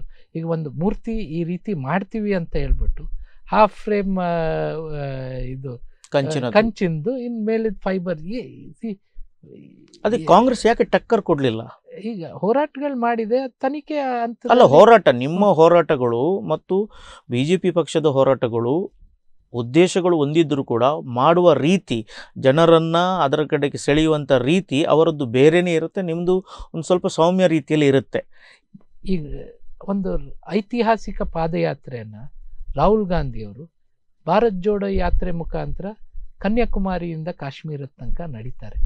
ಅಲ್ಲಿ ತಗೊಳ್ಳುವಂಥ ವಿಚಾರಗಳೇನು? ಬದುಕಿನ ಪುನಃ ಬದುಕು ಅಲ್ವಾ? ರೈತರ ಬದುಕು, ಕಾರ್ಮಿಕರ ಬದುಕು. ಅಂದ್ರೆ ಮಾಧ್ಯಮ ಅದಕ್ಕೆ ಯಾವ ರೀತಿಯಲ್ಲಿ ಪ್ರಚಾರ ಕೊಡಬೇಕಿತ್ತು, ಪ್ರಸಾರ ಮಾಡಬೇಕಿತ್ತು, ಮಾಡಲಿಲ್ಲ. ಈಗ ನನ್ನ ಮಾಧ್ಯಮದ ಜವಾಬ್ದಾರಿಗಳನ್ನು ನೆನಪಿಸುವಂಥದ್ದು, ಈಗ ನಾವು 4th pillar of democracy, they have to function that way ಅಲ್ವಾ ನಾವು ಹೇಳೋದು. ಯಾಕೆಂದರೆ ಭಾಳ ನಿರೀಕ್ಷೆಗಳಿದೆ. ಆ ನಿರೀಕ್ಷೆಗಳನ್ನು ಎಲ್ಲ ಮಾಧ್ಯಮದವರು ಅಂತ ಹೇಳೋಕ್ಕಾಗಲ್ಲ, ಬಟ್ ಬಹುತೇಕ ಮಾಧ್ಯಮದವರು ಎಲ್ಲೋ ಒಂದು ಆಡಳಿತ ಪಕ್ಷದ ಕಪಿಮುಷ್ಟಿಯಲ್ಲಿ ಸಿಕ್ಕಾಕೊಂಡಿರೋ ರೀತಿಯಲ್ಲಿ ಕಂಡ್ರೆ, ಈಗ ಮಾಧ್ಯಮಗಳು ಉದ್ಯಮಿಗಳು ಮಾಧ್ಯಮನ ಕಂಟ್ರೋಲ್ ಮಾಡುವಂಥ ವ್ಯವಸ್ಥೆಗೆ ಬಂದಾಗ ಈ ರೀತಿ ಒನ್ ಸೈಡೆಡ್ ನ್ಯೂಸ್ಗಳು ಬರುತ್ತೆ. ಆದರೆ ನೈಜ ವಿಚಾರಗಳಿದೆಯಲ್ಲ, ರಾಹುಲ್ ಗಾಂಧಿಯವರು ಭಾರತ್ ಜೋಡೋ ಯಾತ್ರೆ 4500 ಕಿಲೋಮೀಟರ್ ನಡೀತಾರೆ, 3800 ಕಿಲೋಮೀಟರ್ ನಡೀತಾರೆ, 150 ದಿವಸ ನಡೀತಾರೆ. ಪ್ರತಿ ಒಂದು ಕಡೆ ಜನಬೆಂಬಲ, ನಿರೀಕ್ಷೆಗೂ ಮೀರಿರುವಂಥ ಜನಬೆಂಬಲ. ಬಟ್ ಪ್ರತಿ ಹಂತದಲ್ಲೂ ಅವ್ರು ತಗೊಂಡಿರುವಂಥದ್ದು ಕಾಮನ್ ಮ್ಯಾನ್ಸ್ ಕಾಸ್. ಒಬ್ಬ ರೈತಂದು, ಕಾರ್ಮಿಕಂದು, ಒಬ್ಬ ವಿದ್ಯಾರ್ಥಿದು, ಒಬ್ಬ ಯುವಕಂದು, ಇವತ್ತಿನ ಪ್ರಸ್ತುತ ಮಹಿಳೆಗೆ ಬೇಕಾಗಿರುವಂಥ ಸುರಕ್ಷತೆಯ ವಿಚಾರಗಳು, ಸಂವಿಧಾನ ವಿರುದ್ಧವಾಗಿರುವಂಥ ನಿಲುವುಗಳ ವಿರುದ್ಧವಾದ ಧ್ವನಿಗಳು, ಜೊತೆಗೆ ಇವತ್ತು ಭಾಳ ಮುಖ್ಯವಾಗಿ ಬೆಲೆ ಏರಿಕೆಯಿಂದ ಆಗಿರುವಂಥ ಸಮಸ್ಯೆಗಳು, ಈ ದೇಶ ಯಾವ ಕಡೆ ಹೋಗ್ತಿದೆ ಅನ್ನುವಂಥದ್ದು. ದೇಶದ ಆಡಳಿತ ಸಾರ್ವಜನಿಕರ ಪರವಾಗಿರಬೇಕಾಗಿರುವಂಥ ಸಂದರ್ಭದಲ್ಲಿ ಕೇವಲ ಕೆಲವು ಉದ್ಯಮಿಗಳ ಪರವಾಗಿ ನಿಲ್ಲುವಂಥ ವ್ಯವಸ್ಥೆಗೆ ಹೋಗ್ತಿದೆಯಲ್ಲ, ಇದ್ರ ವಿರುದ್ಧವಾಗಿ ರಾಹುಲ್ ಗಾಂಧಿಯವರ ಧ್ವನಿ ಎತ್ತಿದ್ರು. ಆದರೆ ಅದ್ರ ಜೊತೆಗೆ ಬದ್ಧವಾಗಿ ಜನವರಿ 14ನೇ ತಾರೀಕಿಂದ ಭಾರತ್ ನ್ಯಾಯ ಯಾತ್ರೆ ಅಂತ ಮಾಡ್ತಿದ್ದಾರೆ, ಮಣಿಪುರ್ ಟು ಮುಂಬೈ. ಇದು ಬದ್ಧತೆ ಕಾಂಗ್ರೆಸ್ ಇಂದು. ಇದರೊಳಗೂ ಎಲ್ಲೋ ಒಂದು ಕಡೆ ಜನರ ಬದುಕಿನ ಧ್ವನಿಗಳನ್ನು ಎತ್ತುವಂಥ ಕೆಲಸ ಮಾಡ್ತಿರುವಂಥದ್ದು. ಈಗ ಭಾರತದಲ್ಲಿ ನಡೀತಿರುವಂಥದ್ದು ಧರ್ಮ ಕಾರಣವೋ ರಾಜಕಾರಣ? ಈಗ ನೀವು ಕೇಳ್ತಿರುವಂಥ ಪ್ರಶ್ನೆಗೆ, ಈಗ ರಾಜಕಾರಣ ನಡೀತಿದೆ, ಇದ್ರ ಮಧ್ಯದಲ್ಲಿ ಧರ್ಮನ ಸೇರಿಸುವಂಥ ಕೆಲಸನ ಇವತ್ತಿನ ಆಡಳಿತ ಪಕ್ಷ ಮಾಡ್ತಿದೆ ಅನ್ನುವಂಥದ್ದು ಅಂದರೆ ನಿಮ್ಮ ಪ್ರಕಾರ ರಾಜಕೀಯ ವ್ಯಕ್ತಿಗಳು ರಾಜಕಾರಣ ಮಾಡಬೇಕು, ಧಾರ್ಮಿಕ ವ್ಯಕ್ತಿಗಳು ಧಾರ್ಮಿಕರಣ ಮಾಡಬೇಕು, ಎರಡು ಒಟ್ಟಾಗಬಾರದು ಅಂತ ಹೇಳಿ? ಕರೆಕ್ಟ್ ಅಲ್ಲ, 100% ಭಾಗ ಸತ್ಯ ಅಲ್ಲ. ಸಂವಿಧಾನ ಅಂತ ಹೇಳಿದ್ರೆ ಏನು? ಎಲ್ಲರಿಗೂ ಈಗ ತನ್ನ ಧರ್ಮವನ್ನು ಆಚರಣೆ ಮಾಡುವಂತ ಹಕ್ಕಿದೆ. ನಾವು ಇನ್ನೊಬ್ರು ಧರ್ಮನ, ನಮ್ಮ ಧರ್ಮನ ಎಷ್ಟು ಪ್ರೀತಿಸ್ತೀವೋ ಇನ್ನೊಬ್ರು ಧರ್ಮವನ್ನು ಗೌರವಿಸುವಂತ ವ್ಯವಸ್ಥೆಯಲ್ಲಿ ನಾವೆಲ್ಲ ಭಾರತೀಯರಾಗಿ ಬಾಳುವಂತ ಅವಶ್ಯಕತೆ ಇರುವಂತ ಹಂತದಲ್ಲಿ ನಾವು ಇದ್ದೇವೆ. ಸರಿ, ಈಗ ತಾವು ಉಡುಪಿ ಚಿಕ್ಕಮಗಳೂರು ಲೋಕಸಭಾ ಕ್ಷೇತ್ರದ ಟಿಕೆಟ್ ಆಕಾಂಕ್ಷಿ. ಹೈಕಮಾಂಡ್ ತಮಗೆ ಟಿಕೆಟ್ ಕೊಟ್ಟಿತ್ತು. ನಿಮ್ಮ ಆದ್ಯತೆ ಏನು ಈ ಕರಾವಳಿಯ ಭಾಗದ ಜನರಿಗೆ ಮತ್ತು ಮಲೆನಾಡು ಜನರಿಗೆ? ಈಗ ಒಂದು ಕನಸು ಇರುತ್ತಲ್ವ, ನಾನು ಆದರೆ ನನಗೊಂದು ಅವಕಾಶ ಸಿಕ್ಕಿದ್ರೆ ಇಂಥದ್ದೆಲ್ಲ ಕಾರ್ಯಗತವನ್ನು ಮಾಡಬೇಕು ಅಂತ ಹೇಳಿ. ಅದರಲ್ಲಿ ವಿಶೇಷವಾಗಿ ಈಗಿನ ಸಂಸದರನ್ನು ಅಥವಾ ಇದರ ಮೊದಲ ಸಂಸದರನ್ನು ಅವರು ಮಾಡುವಂಥ ಕಾರ್ಯಲೋಪಗಳನ್ನು ಸರಿಪಡಿಸಿ ಹೆಚ್ಚಿದನ್ನು ತರಬೇಕು ಅಂತೇಳಿ. ಸೊ ನಿಮ್ಮ ಕನಸು ಏನು? ಅವಕಾಶ ಸಿಕ್ಕುವಂಥ ಸಂದರ್ಭದಲ್ಲಿ ಪ್ರತಿಯೊಬ್ಬ ವ್ಯಕ್ತಿಗೂ ಪಕ್ಷದ ಚೌಕಟ್ಟಲ್ಲಿ ಒಂದು will have a road map. Because ಸಮಗ್ರ ಅಭಿವೃದ್ಧಿ ಆಗಬೇಕಾಗತ್ತೆ. ಉಡುಪಿ ಚಿಕ್ಕಮಗಳೂರು ಜಿಲ್ಲೆ ಅಂತ ಹೇಳಿದ್ರೆ ವಿವಿಧತೆ ಇರುವಂಥ ಜಿಲ್ಲೆ. ಒಂದು ಕೋಸ್ಟಲ್ ಬೆಲ್ಟ್ ಬರುತ್ತೆ, ಒಂದು ಕೃಷಿ ಅವಲಂಬಿತವಾಗಿ, ಒಂದು ಮೀನುಗಾರರ ಸಮಸ್ಯೆಗಳಿರುವಂಥ ವಿಚಾರಗಳಿರುತ್ತೆ. ಇಲ್ಲಿ ವ್ಯವಹಾರ ಆಗುವಂಥ ಉದ್ಯಮಿಗಳಿರುವಂಥ ಶಿಕ್ಷಣ ಸಂಸ್ಥೆಗಳು ಆದ್ಯತೆ ಮೇಲೆ ಬರಬೇಕಾಗಿರುವಂಥ ವಿಚಾರಗಳಿರುತ್ತೆ. ಅದ್ರ ಜೊತೆಯಲ್ಲಿ ಚಿಕ್ಕಮಗಳೂರು ಜಿಲ್ಲೆ ಅಂತ ಹೇಳಿದ್ರೆ ಚಿಕ್ಕಮಗಳೂರಲ್ಲಿ ತರೀಕೆರೆ ಮತ್ತು ಚಿಕ್ಕಮಗಳೂರಿನ ಬಹುತೇಕ ಭಾಗ ಬಯಲ್ನಾಡು ಬರುವಂಥ ಬಯಲ್ಸೀಮೆ ಇರುತ್ತೆ. ಮೂಡಿಗೆರೆ ಮತ್ತು ಶೃಂಗೇರಿ ವಿಧಾನಸಭಾ ಕ್ಷೇತ್ರ ಒಂದು ಟಿಪಿಕಲ್ ಮಲೆನಾಡಿನ ಕೃಷಿ ಅವಲಂಬಿತವಾಗಿ ಇರುವಂಥ ಜಿಲ್ಲೆ ಆಗಿರುತ್ತೆ. ಸೊ ಈ ಉಡುಪಿ ಮತ್ತು ಚಿಕ್ಕಮಗಳೂರಿನ ಸಮಗ್ರ ಅಭಿವೃದ್ಧಿ ಆಗಬೇಕಾಗಿರುವಂಥ ಒಂದು ರೋಡ್ ಮ್ಯಾಪ್ ಬೇಕಾಗುತ್ತೆ. ಇಲ್ಲಿ ಬದುಕನ್ನು ರೂಪಿಸುವಂಥ, ಬದುಕನ್ನು ಕಟ್ಟುವಂಥ ಜೊತೆಗೆ ಇಲ್ಲಿ ಈ ಅಭಿವೃದ್ಧಿ ಬಗ್ಗೆನೂ ನಾವು ಮಾತಾಡಬೇಕಾಗತ್ತೆ. ಎಲ್ಲಿ ನಾವು ಅಭಿವೃದ್ಧಿಯ ಕನಸುಗಳನ್ನು ಹೊಂದಲ್ಲ. ಅಭಿವೃದ್ಧಿ ಅಂದರೆ ಏನು? ಜನರ ಬದುಕನ್ನು ವೃದ್ಧಿಸುವಂಥದ್ದು, ಈ ಕ್ಷೇತ್ರ ಅಭಿವೃದ್ಧಿ ಆಗುವಂಥದ್ದು, ಎಲ್ಲ ರೀತಿಯ ಅವಕಾಶಗಳಿದೆ. ಉಡುಪಿ ಚಿಕ್ಕಮಗಳೂರಲ್ಲಿ wide scope for tourism development ಇದೆ. ಸೊ ಟೂರಿಸಮನ್ನು ಒಂದು with proper policy, I think we have to create the world will come to Udupi Chikkamagaluru. ಆ ರೀತಿ ಒಂದು ಮಾಡುವಂಥ ಒಂದು ಕಲ್ಪನೆಯಿಂದ ಮಾಡಬೇಕಾಗತ್ತೆ. ಜೊತೆಗೆ ಭಾಳ ಮುಖ್ಯವಾಗಿ ಭಾಳ ವರ್ಷಗಳಿಂದ ಇಲ್ಲಿ ಉಡುಪಿ ಜಿಲ್ಲೆಗೆ ಒಂದು ಗೌರ್ಮೆಂಟ್ ಮೆಡಿಕಲ್ ಕಾಲೇಜ್ ಇಲ್ಲ ಅನ್ನುವಂಥ ಒಂದು ಚರ್ಚೆಗಳು ಭಾಳ ದೊಡ್ಡ ಮಟ್ಟದಲ್ಲಿ ಆಗ್ತಿದೆ. ಅದ್ರ ಬಗ್ಗೆನೂ ಒಂದು ಇವತ್ತು ಮಾಡ್ತೀವಿ ಅಂತ ಚರ್ಚೆಗಳಾಗತ್ತೆ ಬಿಟ್ರೆ ಅದನ್ನು ಮುಂದುವರಿಸುವಂಥ ವಿಚಾರಕ್ಕೆ ಯಾವುದೇ ವಿಚಾರಗಳಿಲ್ಲ ಅನ್ನುವಂಥದ್ದು. ಹಾಗೆ ಕೃಷಿ ಸಂಬಂಧಪಟ್ಟಿರುವಂಥ ಎಲ್ಲ ಈಗ ಮೀನುಗಾರರಿಗೆ ಆಗ್ತಿರುವಂಥ ಸಮಸ್ಯೆಗಳಿಗೆ ಒಂದು ಪರಿಹಾರಗಳನ್ನು ರೂಪಿಸುವಂಥ, ಇವತ್ತು ಸ್ಟೇಟ್ ಗೌರ್ಮೆಂಟ್ 3 ಲಕ್ಷದ ತನಕ ಎಲ್ಲ ಮೀನುಗಾರರಿಗೆ ಬಡ್ಡಿ ರಹಿತ ಸಾಲ ಕೊಡುವಂಥ ಕೆಲಸ ಮಾಡಿದೆ. ಈಗ ನಾವು state government is functioning in a extremely positive manner, pro people manner. ಇಂಥ ಸಂದರ್ಭದಲ್ಲಿ ರಾಜ್ಯ ಸರ್ಕಾರದ ಸಹಕಾರದೊಂದಿಗೆ ಕೇಂದ್ರ ಸರ್ಕಾರದಲ್ಲಿ ಧ್ವನಿ ಎತ್ತೋ ಮುಖಾಂತರ ಇವತ್ತು ಭಾಳ ಅನುಕೂಲ ಆಗುವಂಥ ರೀತಿಯಲ್ಲಿ ಅಭಿವೃದ್ಧಿಯ ವಿಚಾರಗಳಿಗೆ ಆದ್ಯತೆಗಳನ್ನು ಕೊಡುವಂಥ ರೀತಿಯಲ್ಲಿ ನಾವು ಕೆಲವೊಂದು ನಿಲುವುಗಳನ್ನು ತಗೊಳ್ಬೇಕಾಗತ್ತೆ. ಪ್ರಾಪರ್ ಪಾಲಿಸೀಸ್ ಡೆವಲಪ್ ಮಾಡಬೇಕಾಗುತ್ತೆ. ಇವತ್ತು ಉಡುಪಿ ಮಂಗಳೂರು ಅಂತ ಹೇಳಿದ್ರೆ ಒಂದು ಶೈಕ್ಷಣಿಕವಾಗಿ ಒಂದು ಭಾಳ ಪ್ರಾಮುಖ್ಯ ಶಿಕ್ಷಣಕ್ಕೆ ಆದ್ಯತೆ ಇರುವಂಥ ಜಿಲ್ಲೆಗಳು. ಇವತ್ತೇನಾಗ್ತಿದೆ, ಎಲ್ಲೋ ಒಂದು ಕಡೆ ಕ್ರಮೇಣವಾಗಿ ಈಗ ನಾವು ಗಮನಿಸ್ತಾ ಇದ್ದಂಥ ಸಂದರ್ಭದಲ್ಲಿ SLC ರಿಸಲ್ಟ್ಸ್ ಬಂದರೆ ಫಸ್ಟ್ ಅಥವಾ ಸೆಕೆಂಡ್ ಉಡುಪಿ ಬರುವಂಥದ್ದನ್ನು ನೋಡ್ತಾ ಇದ್ವಿ. ಈಗ ಒಂದು ಹಲವಾರು ವರ್ಷಗಳಿಂದ ಯಾವ ಸ್ಥಾನಕ್ಕೆ ಹೋಗಿದೆ ಜಿಲ್ಲೆ, 18ನೇ ಸ್ಥಾನಕ್ಕೆ ಬಂದಿದೆ. ಇದರಿಂದ ನಾವು ಅರ್ಥ ಮಾಡ್ಕೊಳ್ಬೇಕಾಗಿರುವಂಥ ವಿಚಾರ ಅಂತ ಹೇಳಿದ್ರೆ ಯಾಕಾಗಿ ಹಿಂಗಾಗ್ತಿದೆ, ನಮ್ಮ ಆದ್ಯತೆಗಳು ಬದಲಾಗ್ತಿದೆ. ಈ ರೀತಿ ಇದು ನಮಗೆ ಇಮಿಡಿಯೇಟ್ ಎಫೆಕ್ಟ್ ಆಗಿ ಗೊತ್ತಾಗಲ್ಲ. ಲಾಂಗ್ ಟರ್ಮ್ ಎಫೆಕ್ಟು ನಮ್ಮ ಶಿಕ್ಷಣಕ್ಕೆ ನಮ್ಮ ಎಜುಕೇಷನ್ ಪ್ಯಾಟರ್ನ್ನ ನಾವೆಲ್ಲೋ ಒಂದು ಕಡೆ ಗ್ರ್ಯಾಜುವಲ್ ಆಗಿ ಹಿಂಗೆ ಕಮ್ಮಿ ಆದರೆ ಇಲ್ಲಿ ಜನರ ಬದುಕು ಇದರೊಳಗೆ ಅಡಗಿದೆ. ವ್ಯಾಪಾರ ಇರ್ಬೋದು, ಉದ್ಯಮ ಇರ್ಬೋದು, ಇಲ್ಲಿ ಜನ ಹಲವಾರು ಕಾರಣಗಳಿಗೆ ಬರ್ತಾರಲ್ಲ. ಒಂದು ಎಜುಕೇಷನ್ ಇನ್ಸ್ಟಿಟ್ಯೂಷನ್ ಡೆವಲಪ್ ಆದಾಗ ಅದು ಆ ಫೋಕಸ್ಗಳು ಡಿವಿಯೇಟ್ ಆದರೆ ಇಂಥ ಸಮಸ್ಯೆಗಳು ಲಾಂಗ್ ಟರ್ಮ್ ಪ್ರಾಬ್ಲಮ್ಸ್ ಆಗುತ್ತೆ.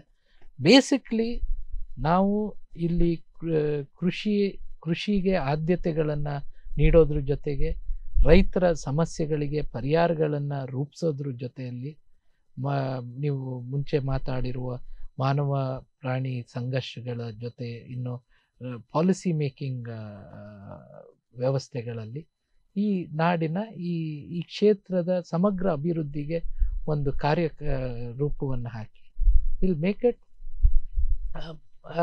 ಪೀಪಲ್ ಫ್ರೆಂಡ್ಲಿ ಅಡ್ಮಿನಿಸ್ಟ್ರೇಷನ್, ಜನರಿಗೆ ಬೇಕಾಗಿರುವಂಥದ್ದನ್ನು ನೀಡುವಂಥದ್ದು, ಜೊತೆಗೆ ಧ್ವನಿ ಎಲ್ಲಿ ಎತ್ತಬೇಕೋ ಅದನ್ನು ಎತ್ತುವಂಥದ್ದು.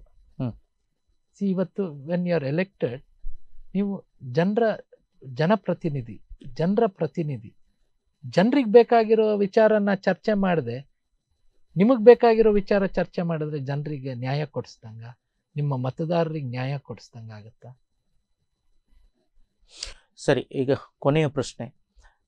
2024 ಲೋಕಸಭಾ ಚುನಾವಣೆಯಲ್ಲಿ ರಾಮನ ಅನುಗ್ರಹ ಯಾರಿಗಿರುತ್ತೆ? ಈಗ ನೀವು ಕೇಳ್ತಿರುವಂಥ ಪ್ರಶ್ನೆ ಇದೆಯೋ ಪ್ರತಿಯೊಬ್ಬರಿಗೂ ನನ್ನ ಮಾತಾಡಿರುವ ಹಾಗೆ ನಾವು ಮುಂಚೆ ಚರ್ಚೆ, ನನ್ನ ರಾಮ ನಮ್ಮಲ್ಲಿದೆ. ಕಾಂಗ್ರೆಸ್ ಪಕ್ಷ ಮಹಾತ್ಮ ಗಾಂಧೀಜಿ ಒಪ್ಪುವಂಥ ರಾಮರಾಜ್ಯದ ಕನಸನ್ನು ಬಯಸಿರುವಂಥ ನಮ್ಮ ಪಕ್ಷ. ಸೊ ನಾವು ಭಕ್ತಿಪೂರ್ವಕವಾಗಿ ಅದರ ಬಗ್ಗೆ ನಮ್ಮಲ್ಲಿರುವಂಥ ಧಾರ್ಮಿಕ ಭಾವನೆಗಳನ್ನು ನಾವು ಗೌರವಿಸ್ಕೊಂಡು ಇದು ಒಂದು ಜಾತ್ಯತೀತ ದೇಶವಾಗಿ ಬದ್ಧವಾಗಿ ನಡಿಬೇಕಾಗಿರುವಂಥ ವ್ಯವಸ್ಥೆ ಅಡಿಯಲ್ಲಿ ನಾವು ಈ ದೇಶದ ಪ್ರತಿಯೊಬ್ಬ ನಾಗರಿಕನು ನಮ್ಮ ಅಣ್ಣ ತಮ್ಮಂದರಾಗಿ, ಅಕ್ಕ ತಂಗಿಯರಾಗಿ, ನಾವೆಲ್ಲ ಭಾರತೀಯರಾಗಿ ಬದುಕುವಂಥ ನಿಟ್ಟಿನಲ್ಲಿ ನಾವು ಆದ್ಯತೆಗಳನ್ನು ನೀಡಿ ನಾವೆಲ್ಲ ಪ್ರೀತಿಯಿಂದ ಬಾಳುವಂಥ, ಸಾಮರಸ್ಯವನ್ನು ನೀಡುವಂಥ, ಕುವೆಂಪು ಅವರು ಹೇಳಿರುವಂಥ ಮಾತಿನಂಗೆ ಇವತ್ತು ನಮ್ಮ ಪ್ರಣಾಳಿಕೆಯಲ್ಲಿ ಸರ್ವ ಜನಾಂಗದ ಶಾಂತಿಯ ತೋಟದ ವಾತಾವರಣವನ್ನು ಉಳಿಸುವಂಥ ನಿಟ್ಟಿನಲ್ಲಿ ಕಾಂಗ್ರೆಸ್ ಪಕ್ಷ ಯಾವತ್ತೂ ಬದ್ಧವಾಗಿರುತ್ತೆ.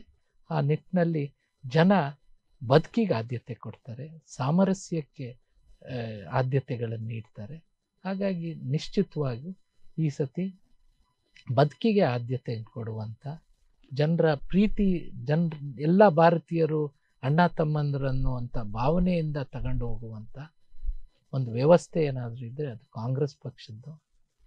ಆ ನಿಟ್ಟಿನಲ್ಲಿ ಕಾಂಗ್ರೆಸ್ ಪಕ್ಷಕ್ಕೆ ಜನರು ಬದುಕು ಮತ್ತು ಸಾಮರಸ್ಯ ಮತ್ತು ಜೀವನಕ್ಕೆ ಆದ್ಯತೆಯನ್ನು ಕೊಟ್ಟು ಕಾಂಗ್ರೆಸ್ಸನ್ನು ಬೆಂಬಲಿಸ್ತಾರೆ ಅನ್ನುವಂಥ ಭಾವನೆ. ಇಂದಿನ ಹಲವಾರು ಚುನಾವಣೆಗಳು, ಅದು ವಿಧಾನಸಭಾ ಚುನಾವಣೆ ಆಗಲಿ, ಲೋಕಸಭಾ ಚುನಾವಣೆ ಆಗಲಿ, ಮತ್ತೆ ಹಿಂದುತ್ವ, ಮತ್ತೆ BJP ಈ ಪಕ್ಷಗಳೇ ಮತ್ತು ಇಲ್ಲಿನ ಪ್ರತಿನಿಧಿಗಳೇ ಆಯ್ಕೆ ಆಗೋದ್ರಿಂದ ಕಾಂಗ್ರೆಸ್ಸಿನ ಕಾರ್ಯಕರ್ತರಿಗೆ ಒಂದು ರೀತಿಯ ನಿರಾಸೆ ಆಗಿತ್ತು. ಈ ನಿರಾಸೆಯನ್ನು ಒಂದು ಆಶಾವಾದದಿಂದ ಚಿಕ್ಕಮಗಳೂರು ಕ್ಷೇತ್ರದಲ್ಲಿ ವಿಧಾನಸಭಾ ಕ್ಷೇತ್ರದಲ್ಲಿ ತಾವು ಅದನ್ನು ಪಾಸಿಟಿವ್ ಆಗಿ ತಗೊಂಡ್ರಿ. ಅಂದರೆ ಕಾರ್ಯಕರ್ತರನ್ನು ತಮ್ಮ ವಿಶ್ವಾಸಕ್ಕೆ ತೆಗೆದುಕೊಂಡ್ರಿ. ಈಗ ತಮಗೆ ಟಿಕೆಟ್ ಕೊಟ್ಟರೆ ಎಂಟೈರ್ ಉಡುಪಿ ಮತ್ತು ಚಿಕ್ಕಮಗಳೂರು ಈ ಕ್ಷೇತ್ರದ ಕಾಂಗ್ರೆಸ್ ಕಾರ್ಯಕರ್ತರನ್ನು ಹೇಗೆ ಅವರ ನಿರಾಶಾವಾದವನ್ನು ದೂರ ಮಾಡ್ತೀರಿ? ಇಡೀ ಉಡುಪಿ ಮತ್ತು ಚಿಕ್ಕಮಗಳೂರು ಜಿಲ್ಲೆಯ ಪ್ರತಿ ಒಬ್ಬ ಕಾರ್ಯಕರ್ತನ ವಿಶ್ವಾಸನ ನಾವೆಲ್ಲ ನಾಯಕರಾಗಿ ಸೇರಿರುವಂಥವರು ಆ ಕಾರ್ಯಕರ್ತರ ವಿಶ್ವಾಸನ ಉಳಿಸ್ಕೊಳ್ಳುವಂಥ ದೊಡ್ಡ ಮಟ್ಟದ ಜವಾಬ್ದಾರಿ ಇದೆ. ಒಂದು ಪಕ್ಷ ಕಾರ್ಯಕರ್ತರು ಗಟ್ಟಿಯಾಗಿದ್ದರೆ ಒಂದು ಪಕ್ಷ ಗಟ್ಟಿಯಾಗಿರುತ್ತೆ. ಕಾರ್ಯಕರ್ತರ ಧ್ವನಿ ಪಕ್ಷದ ಧ್ವನಿ ಆಗುತ್ತೆ. ಹಾಗಾಗಿ ಈ ಸತಿ ಉಡುಪಿ ಚಿಕ್ಕಮಗಳೂರು ಕ್ಷೇತ್ರದಲ್ಲಿ ಕಾಂಗ್ರೆಸ್ ನಿಶ್ಚಿತವಾಗಿ ಗೆಲ್ಲುತ್ತೆ, ಆ ಸಂಶಯವೇ ಬೇಡ. ರಾಜ್ಯ ಸರ್ಕಾರದ ಜನಪರ ಕಾರ್ಯಕ್ರಮ, ನಮ್ಮ ಕೇಂದ್ರದ ನಾಯಕತ್ವ, ಮಲ್ಲಿಕಾರ್ಜುನ್ ಖರ್ಗೆ ನಮ್ಮ ಊರಿನ, ನಮ್ಮ ನಾಡಿನ ಹೆಮ್ಮೆಯ ಪುತ್ರ, AICCಯ ಸಾರಥ್ಯವನ್ನು ವಹಿಸಿರುವಂಥ ಸಂದರ್ಭದಲ್ಲಿ ಜನಪರವಾದ ಧ್ವನಿಯನ್ನು ಎತ್ತಿರುವಂಥ, ಅನೇಕ ಹೋರಾಟಗಳನ್ನು ರೂಪಿಸಿ ದೇಶದ ಉದ್ದಗಲಕ್ಕೂ ನಡೀತಿರುವಂಥ ರಾಹುಲ್ ಗಾಂಧಿಯವರ ಚಿಂತನೆ ಅಡಿಯಲ್ಲಿ ಜನಪರವಾಗಿರುವಂಥ, ಜನಪ್ರಿಯವಾಗಿರುವಂಥ, ನಮ್ಮ ನುಡಿದಂತೆ ನಡೆದಿರುವಂಥ ಮಾನ್ಯ ಮುಖ್ಯಮಂತ್ರಿಗಳಾಗಿರುವಂಥ ಸಿದ್ದರಾಮಯ್ಯವರ ನೇತೃತ್ವದಲ್ಲಿ ಗಟ್ಟಿತನದಿಂದ ಪಕ್ಷವನ್ನು ಸಂಘಟಿಸಿ KPCCಗೆ ಒಂದು ಹೊಸ ರೂಪುರೇಷದ ಜೊತೆಯಲ್ಲಿ ಒಬ್ಬ ಕಾರ್ಯಕರ್ತನ ಪಕ್ಷವಾಗಿ ಪರಿವರ್ತನೆ ಮಾಡಿ ಇವತ್ತು ಜನಪರವಾಗಿರುವಂಥ ಸರ್ಕಾರದ ಉಪಮುಖ್ಯಮಂತ್ರಿ ಆಗಿರುವಂಥ ಮಾನ್ಯ DK ಶಿವಕುಮಾರ್ ಅವರ ನೇತೃತ್ವದಲ್ಲಿ ನಾವೆಲ್ಲರೂ ಸೇರಿ ಒಬ್ಬ ಕಾರ್ಯಕರ್ತನಿಗೆ ಆತ್ಮಸ್ಥೈರ್ಯವನ್ನು ಮೂಡಿ ಅವರ ಮಾರ್ಗದರ್ಶನದಲ್ಲಿ ರಾಷ್ಟ್ರ ಮತ್ತು ರಾಜ್ಯ ನಾಯಕರ ಮಾರ್ಗದರ್ಶನದಲ್ಲಿ ಉಡುಪಿ ಚಿಕ್ಕಮಗಳೂರು ಕ್ಷೇತ್ರವನ್ನು ಲೋಕಸಭಾ ಕ್ಷೇತ್ರವನ್ನು ಜನಪರವಾಗಿರುವಂಥ ಕಾಂಗ್ರೆಸ್ಸನ್ನು ಗೆಲ್ಸಕ್ಕೆ ನಾವೆಲ್ಲ ಬದ್ಧವಾಗಿರ್ತೇವೆ. ಧನ್ಯವಾದ. ಆತ್ಮೀಯ ವೀಕ್ಷಕರೇ, ಇದು ಇಂದಿನ ಉಡುಪಿ ಪೊಲಿಟಿಕ್ಸ್. ಮುಂದಿನ ಉಡುಪಿ ಪೊಲಿಟಿಕ್ಸ್ನಲ್ಲಿ ಮತ್ತೆ ಭೇಟಿಯಾಗೋಣ. ಅಲ್ಲಿವರೆಗೆ ನಿರಂತರ ಸುದ್ದಿ ಮತ್ತು ಮನೋರಂಜನೆಗೋಸ್ಕರ ನೋಡ್ತಾ ಇರಿ ದೈಜಿ ವರ್ಲ್ಡ್ 247. ನಮಸ್ಕಾರ.